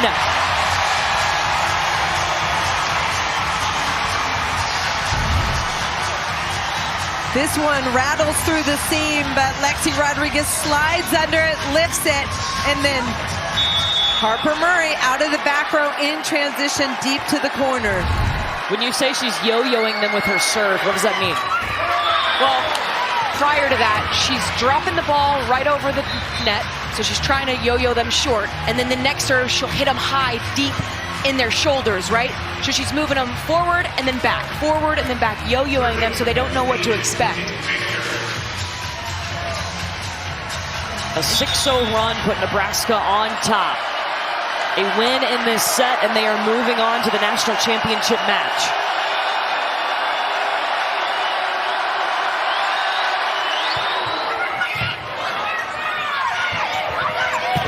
Landfair gets the swing.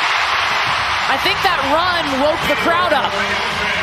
It certainly did, and it energized Nebraska. Now Nebraska has all the momentum. You can feel it. You can feel it in the building. This crowd, as Madison told us, travels extremely well. If you're Penn State, stay composed. You got to have poise here. Get a great pass to Izzy Stark. Allow her to side out on this first ball. Penn State does have a timeout left, down 3.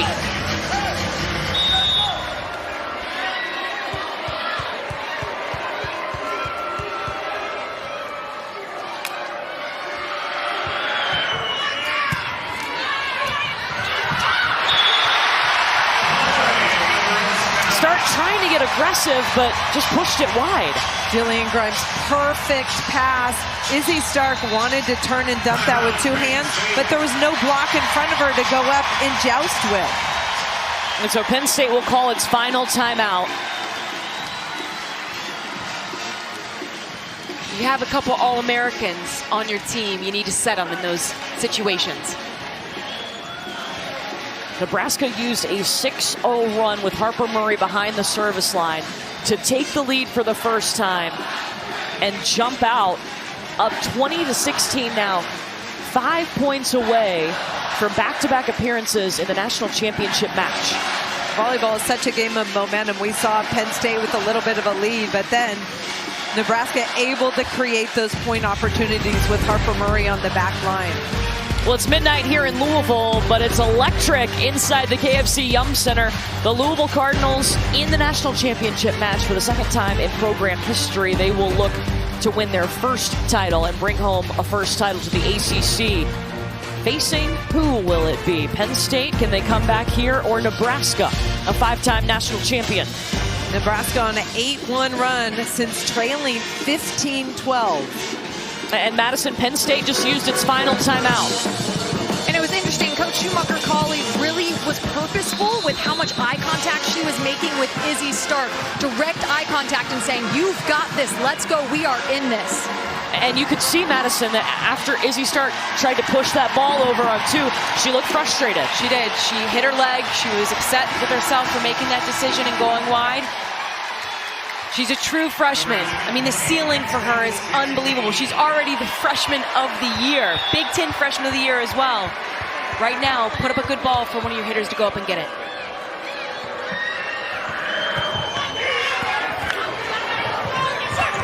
She gives it to Cameron Hanna.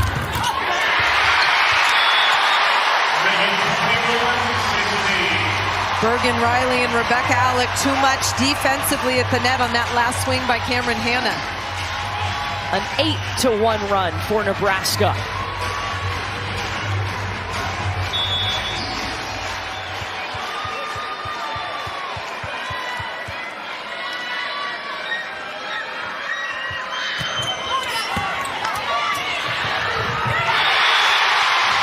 Landfair shuts down Izzy Stark. Taylor Landfair of Nebraska understood the assignment, blocked the setter, prevent the setter dump, and she is all over this ball. She lines up right on her, goes up and grabs it, shuts it down at the net. Nebraska getting closer, 3 points away from Sunday.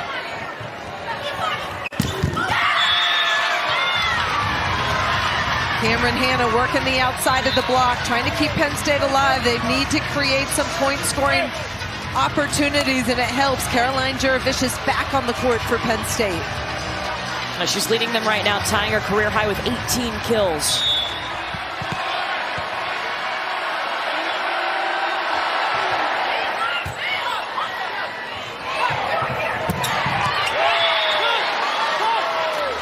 Landfair long.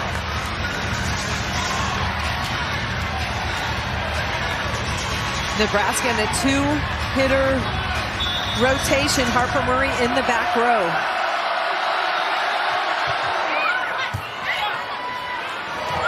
They'll use Murray out of the back row, and she stepped on the line when she took off on that back row attack. Both feet have to be behind the 3-meter line. So John Cook will use his final timeout. Watch Harper Murray. She's supposed to stay behind that line. Toes touch it. Good call by the referee. Beautiful roll shot. Unfortunately, she just touches that 10-foot line. So that puts Penn State on a 3-0 run. Time to work with here, down 22-19, and their season on the line. Penn State looks loose on the bench, trying to keep the pressure on Nebraska. It starts with the tough serve. Jess Merzik told us, we try to crack a joke, we try to dance, we try to keep smiles on our face, especially in big moments. You don't want to make the moment too big. You don't want to get too tight. Feel that pressure, and so you see them trying to stay relaxed here in this huddle as they get coached up. And looking for their 11th appearance in the finals. Meanwhile, on the Nebraska side of the floor, at the top of the stat sheet, Andy Jackson and Harper Murray. Andy Jackson, a career high with 18 kills, and this is the third match in a row that Harper Murray has had a double-double. They've packed a 1-2 punch, 18 and 16. It's interesting when you flip over to Penn State, Caroline Juravicius has 18 kills, and Jess Merzik has 16 as well. The same production. Stop laughing. It's been a long night, Courtney. She just spit on her water. It's our bedtime.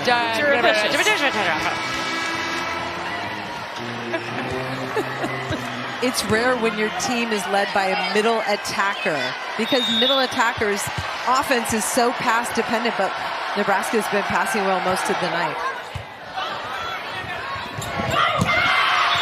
Look at Riley rejected by Cameron Hanna.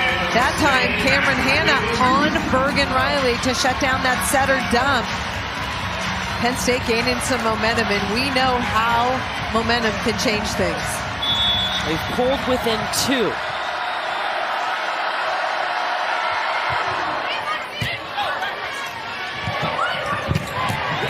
No problem on that back row attack. Great takeoff. Explosive. She's so dynamic once she takes off from the floor.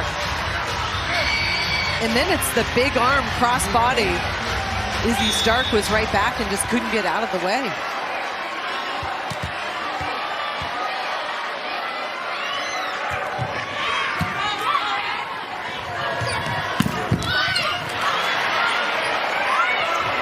Landfair tracking it. Stark to Hanna. Around the block. Great dig by Grimes to get that point for Penn State. I like seeing the big swings when they have opportunities. Penn State needs to stay aggressive. You can't tip your way to 5.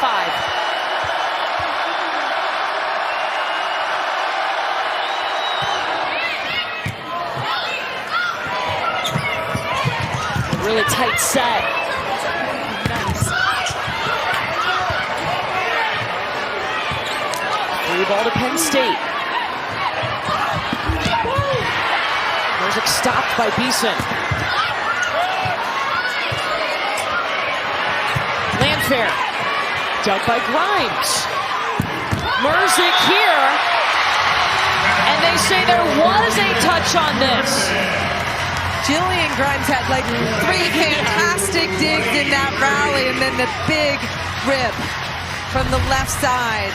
High hands, Merzik. We talk about all her tools, getting the right hand of Rebecca Allen. She was patient. She was waiting for that perfect set so she could go up and take a big swing, and she finally got it.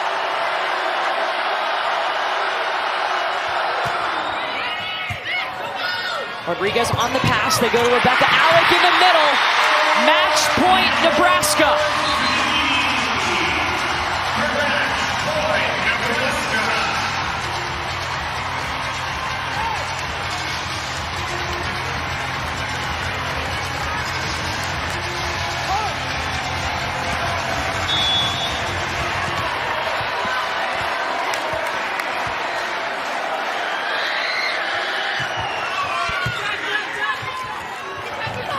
Merzik. Touch on that. Point Penn State.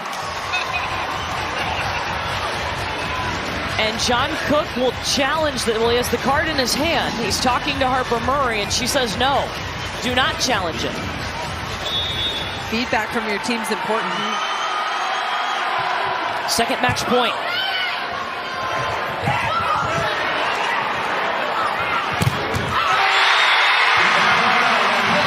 Blocked out.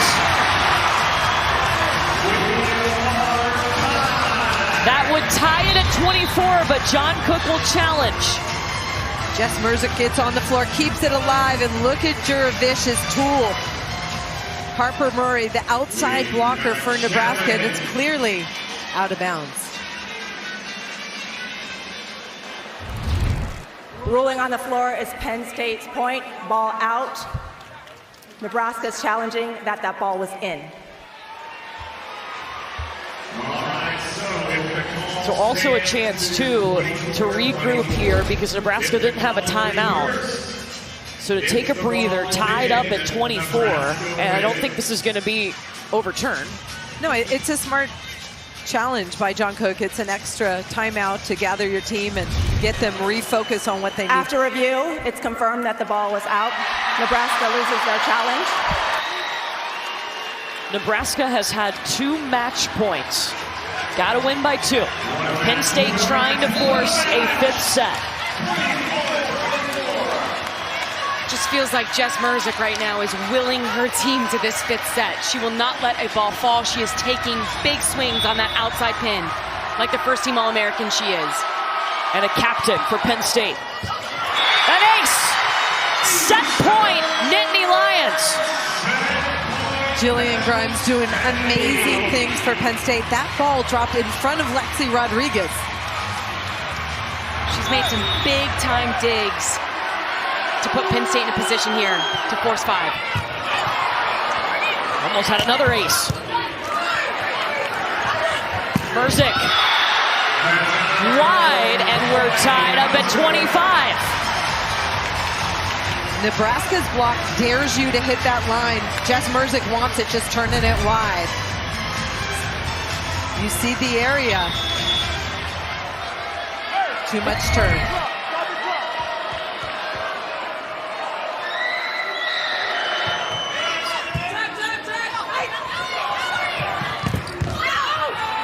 Merzik tooling the block. Second set point, Penn State. Nebraska has had 2 match points. Neither team with a timeout.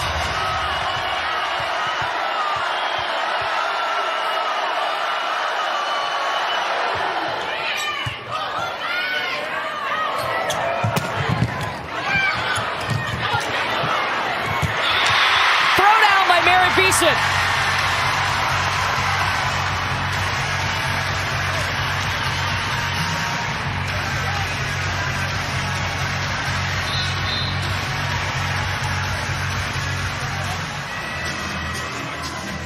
And Penn State challenging.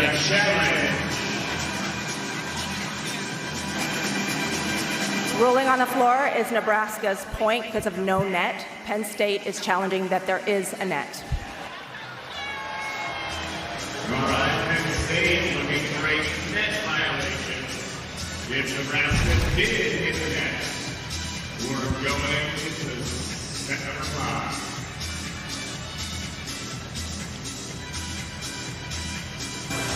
After review, it is confirmed that there was no net. Penn State loses that challenge. Also, that ball is in the plane of the net, so it is up for grabs for Merritt Beeson to go over and throw down. That part of it, not something you can review.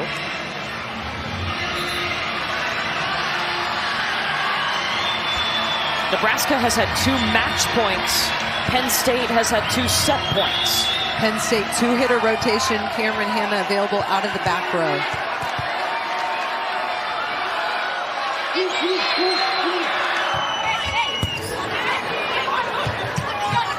Merzik will take it. 4-4. Third set point, Penn State. Great job by Izzy Stark there, just putting that ball high in the air and letting Jess Merzik go up and get it.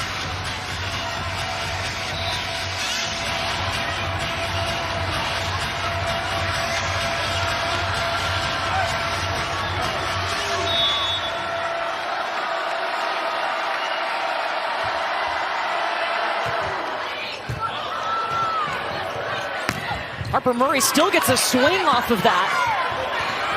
Cameron Hanna attacking the block. Stark back to Hanna. We're going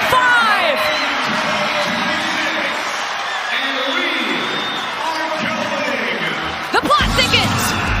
Penn State survives 2 match points. They end on an 11-4 run, and we will play 5. The Penn State huddle after that match, and an 11-4 run to push Nebraska to the 5th set. Are you kidding me? And the Nittany Lions, they're very fired up about that. But Izzy Stark was seemingly the least fired up, but it's because she's so calm. And you guys, the composure that she has shown as just a freshman throughout the entirety of that match is of the utmost elite level. Yeah, Madison, Taylor Trammell told us that she's like a 6th year when she steps on the court. You would never know that she's a true freshman. For Nebraska, you had 2 opportunities to close this thing out and get it to Sunday. You couldn't do it. How do you approach this 5th set? You have to focus on the details. Merritt Beeson has had success down the line. She went away from it, finding a kill right there, going back to that line kill. You also have to wipe the slate clean. It doesn't matter how we got to set 5. You're in set 5 now. That's all that matters. We played a 15. You have to win by 2 still. They'll switch sides when somebody reaches 8 points. Juravicius tracking it down. 19, a new career high. Incredible. Caroline Juravicius, game face, so competitive, and continues to take big swings for Penn State.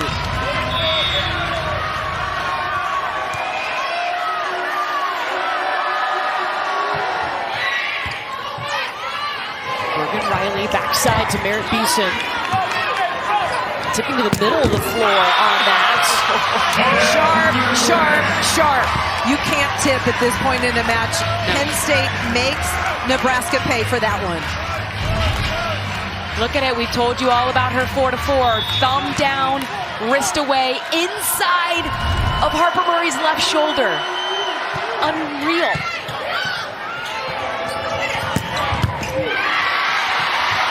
Beeson terminating.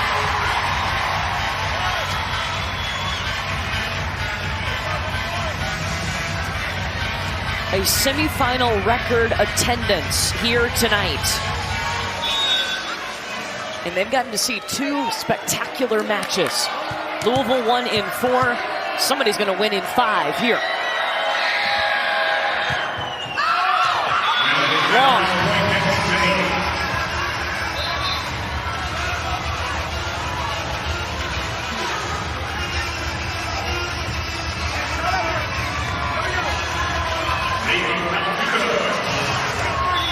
Nebraska, Bergen Riley setter front row. Look for Merritt Beeson possibly out of the back row. Daldudo serves at Harper Murray and nobody there to help her. You have to follow that ball. That's not a ball that should drop.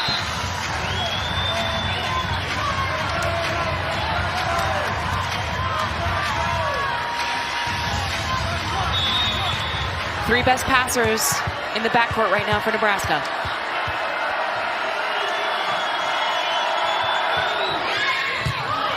Showboy with the pass. Andy Jackson hitting into the net. It did not touch Penn State, so that is 4 contacts on Nebraska.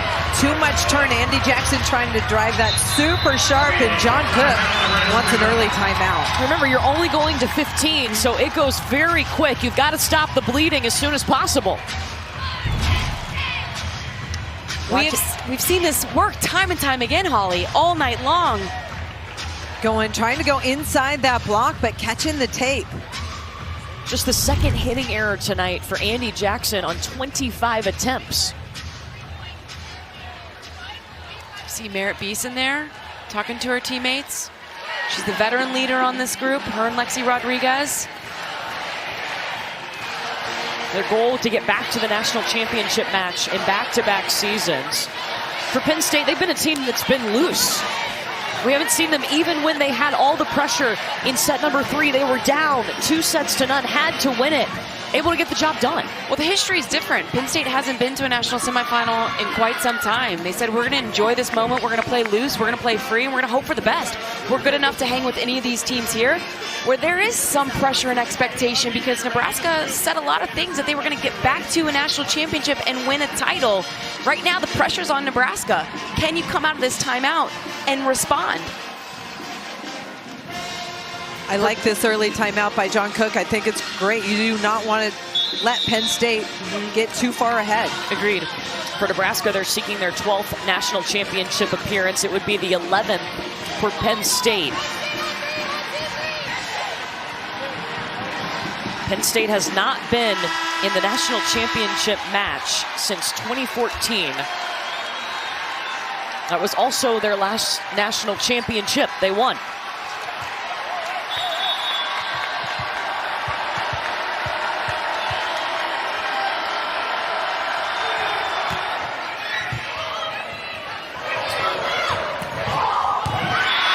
Harper Murray rolling to the middle of the court. Nebraska had 2 hitters that they could set. Harper Murray still finds a way to accelerate that drop shot to that donut, that middle of the court. She disguises it so well that the defense is dug in on the perimeter. She's now tied with Andy Jackson at 18 kills apiece to lead Nebraska.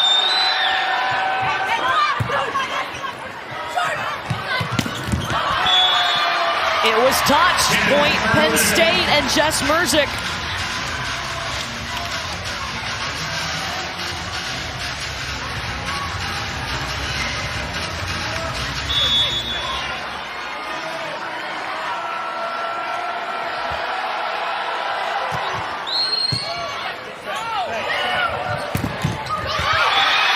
Andy Jackson tooling the block on the slide. Jordan Hop there just cannot turn that ball back into the court. Andy Jackson, who's been so good at this off 1-foot slide. Look at Jordan Hop. Hands there, just does not press it back into the court for Penn State.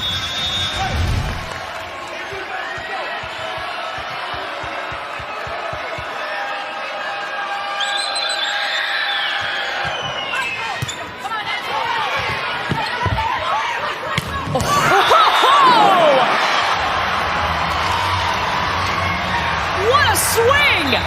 Izzy Stark runs this down, throws it up into the middle of the court. Nobody home. Nobody home. Nobody stays at the net. They were out of system, and that's a beautiful back row set, and Merzick crushes it. It just feels like every team has that one player that wills them to win, and it feels like that's Jess Merzick right now for Penn State. 23 kills. The 8th time she's had over 20 kills this year. Landfair responds.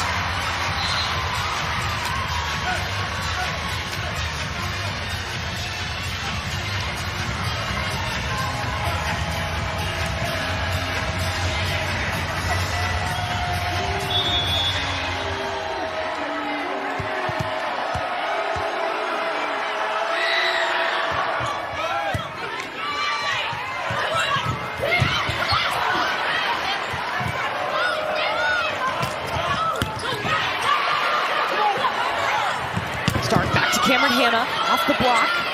Lexi Rodriguez will bump set. Landfair, it's too tight. And a net violation on Nebraska. Penn State the first to 8, so they will switch sides. That ball in transition, too tight to Taylor Landfair, 6'5", huge offensive range. Give her some room to attack around the block in transition. The winner of this match will play Louisville for a national championship on Sunday at 3 Eastern on ABC. We are going to 15 points here in the 5th set. Nebraska had 2 match points in the 4th and could not close it.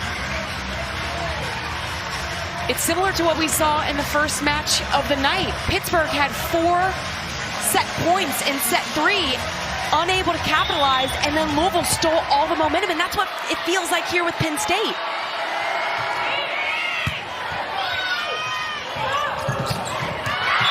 Touched. Taylor Landfair from the right side gets a touch off the block. Nebraska just down by 2.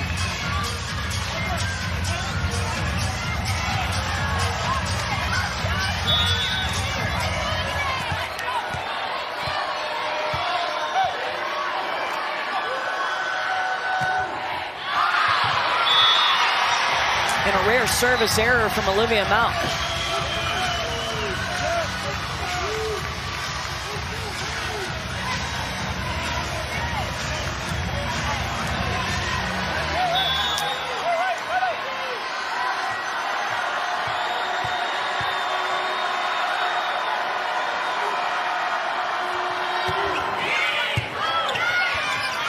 Perfect pass. Rebecca Alec in the middle.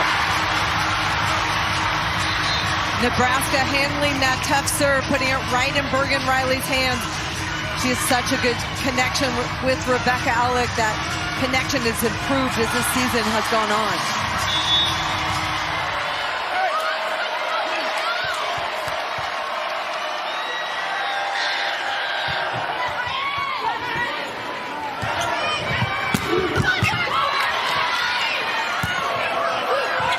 Harper Murray off the block. Beautiful. Nebraska down by 1. Smart flat swing by Harper Murray off the block. Pretty well-formed block by Penn State. Taylor Trammell gets out there and closes. Love that choice. What a battle. How much fun has this been the entire night? The level of play that we've seen from all 4 teams has just been phenomenal. It reflects what we've seen through this whole tournament. Yeah, the parity's been so good. Yes, we have 4 1 seeds here, but the playing field is so level. It feels like for the first time in a long time. Yeah, all 4 of these teams were pushed. They had to work so hard to make it here. And now it comes down to one of these teams moving on will be decided here in this 5th set to 15 points.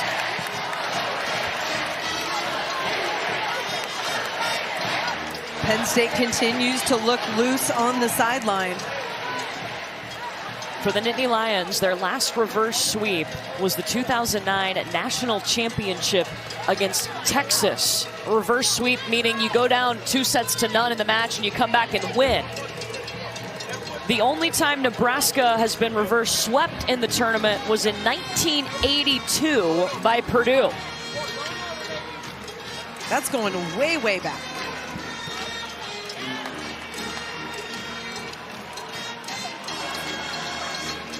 What's allowed Penn State to jump back in this match after being down 2-0? Defense. I mean, we talked about defense being a huge factor. They've been able to dig some balls and set their big 3 pin players up for kills. And they cleaned it up. Again, 5th set here so far, 0 attacking errors. In set 2, they had 11. They also have 6 service errors, 5, 6, something around there. You can't give away free points to one of the best teams in the country. They cleaned it up, and that's why we're here in a 5th set.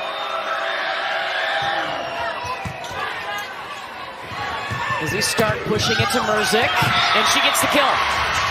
And that's exactly why they called the timeout in the Penn State timeout. They called it just to take a breather. Coach is happy with the rhythm, but they just needed to sit and wait a second because siding out is in their nature. They practice it every day, so the timeout was just for a breather. And now they're 5 points away from Sunday. Andy Jackson behind the setter, stopped. And Harper Murray, an easy shot into the block. Nebraska looks a little bit tentative. They're getting tight.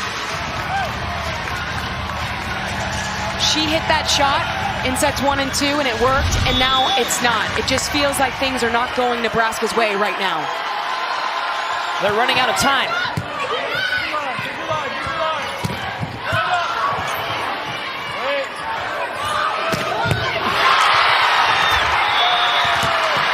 Merzick makes it 12-8, Penn State. Defensive block touch for Penn State kept them in that rally, and another huge rip from number 9 in navy blue, Jess Merzick. So Nebraska will use its timeout here with Penn State 3 points away now. I think what makes these shots so impressive, Merzick's not tight to the net when she goes up and she hits those sharp cross-court angles. She's actually a couple feet off, and she's still able to go inside the block. Look, she's like 2-3 feet off. And look at the fire. She touches 10-8. I mean, so she gets up there, but goes right inside the block. And that's what Jalen Reese talked to this team about in terms of Nebraska's block. You don't want to overrun it because Jess Merzick's go-to shot is that cross court. So they need to stay inside a little bit more, Holly. Agreed. I think that block is floating out and opening up that angle for Jess Merzick. And that last shot from our net cam, you could really see how she uses her hand to go thumb down, how she cuts on that sharp angle. It's all about hand contact. So you'll see her go thumb down, wrist away, which allows her to hit that 4-4. But you also see her mix in a thumb up shot where she's able to cut it down the line. She's just got such great hand control in terms of how she's contacting and working the ball. And best hitters do have fantastic hand contact on the ball. Harper Murray is one of those players with really nice hand contact on the ball. It's been an incredible season for Penn State. In a season where they got the news that their head coach, Katie Schumacher-Cawley, has stage 2 breast cancer. The players told us every day she comes to work and she is the same person, even though she is fighting a much bigger and more important battle off of the volleyball court. I thought it was telling the players say they're focused on doing their job on the court, so Katie Schumacher-Cawley can focus on what's most important in her life right now, which is her battle with cancer. Doing it for their coach. Merritt Beason has been pretty quiet tonight for Nebraska, but that time finds some open area down that line for her 8th kill.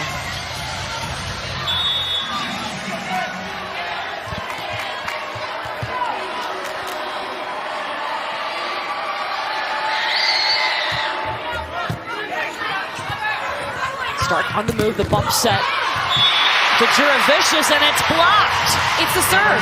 You force Penn State out of system, so Izzy Stark only has one place to go there, to the right side attacker and Juravicius. Easy block setup for Nebraska.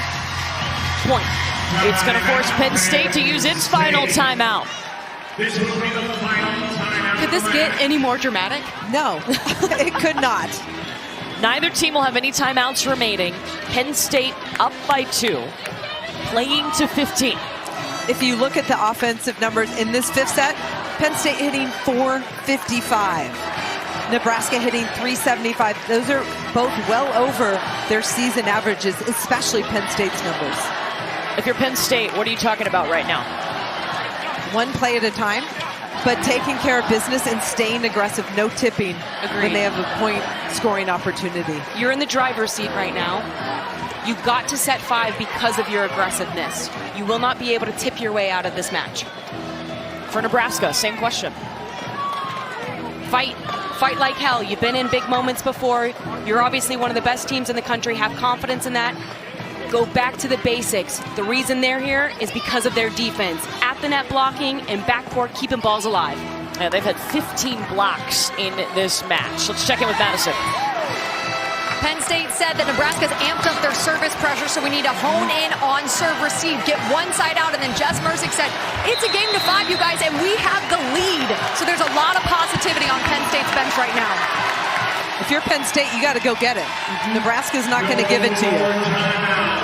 Play to win, not to lose.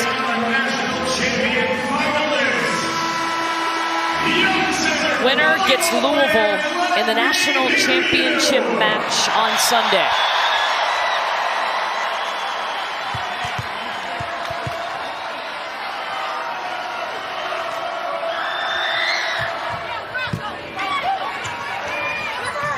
Jurevicius with the swing off the block. Beeson lays out. Murray still going thanks to Merrick Beeson.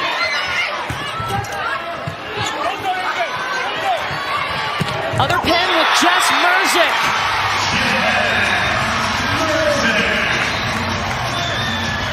Mersick has an answer for everything. At this point in the match, she has found a way, working inside Andy Jackson in that angle for kills.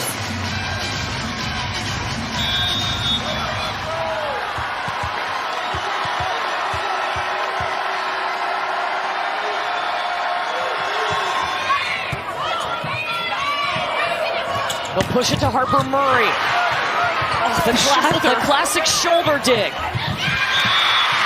Can't fish it out of the net. Missed opportunity, quite frankly. You get a dig off a shoulder, you just got to keep that ball in play, allow somebody to free ball it over. You can't push it tight to the net. Agreed. Every touch matters. For Penn State, Izzy Stark, the setter, is in the front row. Watch Jordan Hopp run a slide and Cameron Hanna hit out of back row down the middle.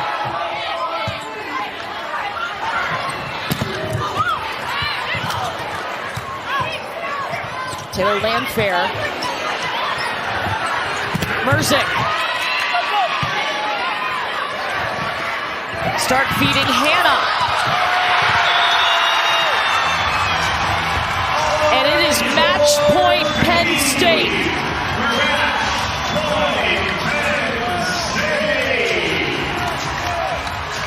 Nebraska had 2 match points in set 4 and couldn't finish. Can Penn State?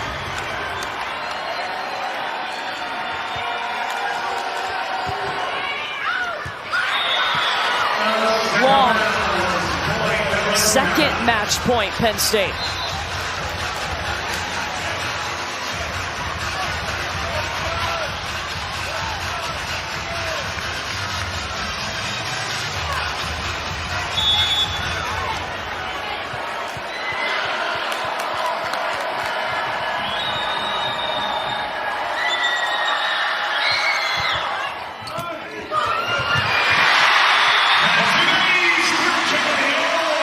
Kennedy Orr with the ace. Third match point, Penn State. Kennedy Orr going down that line to Jess Mersick.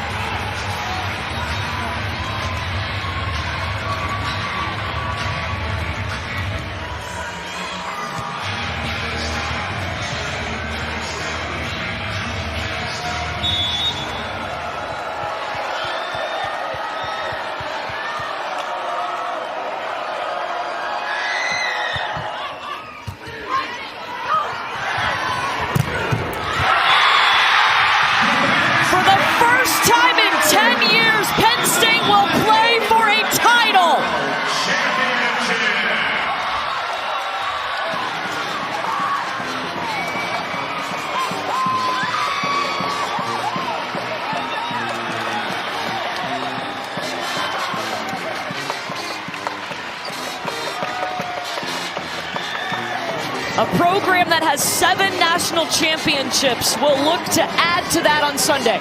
You cannot overstate. Pulling off a reverse sweep is one of the most difficult things to do in sports. Not volleyball, in sports. The mental resilience, the physical resilience, emotionally, what you have to overcome to win 3 straight sets after you're down 2-0 is unbelievable. And for the first time in history, we're going to have 2 female coaches competing for a national championship. Penn State, the 6th team in the history of this tournament to get a reverse sweep in the semifinals or later. They survived 2 match points in set number 4, forced a 5th, and hit the gas.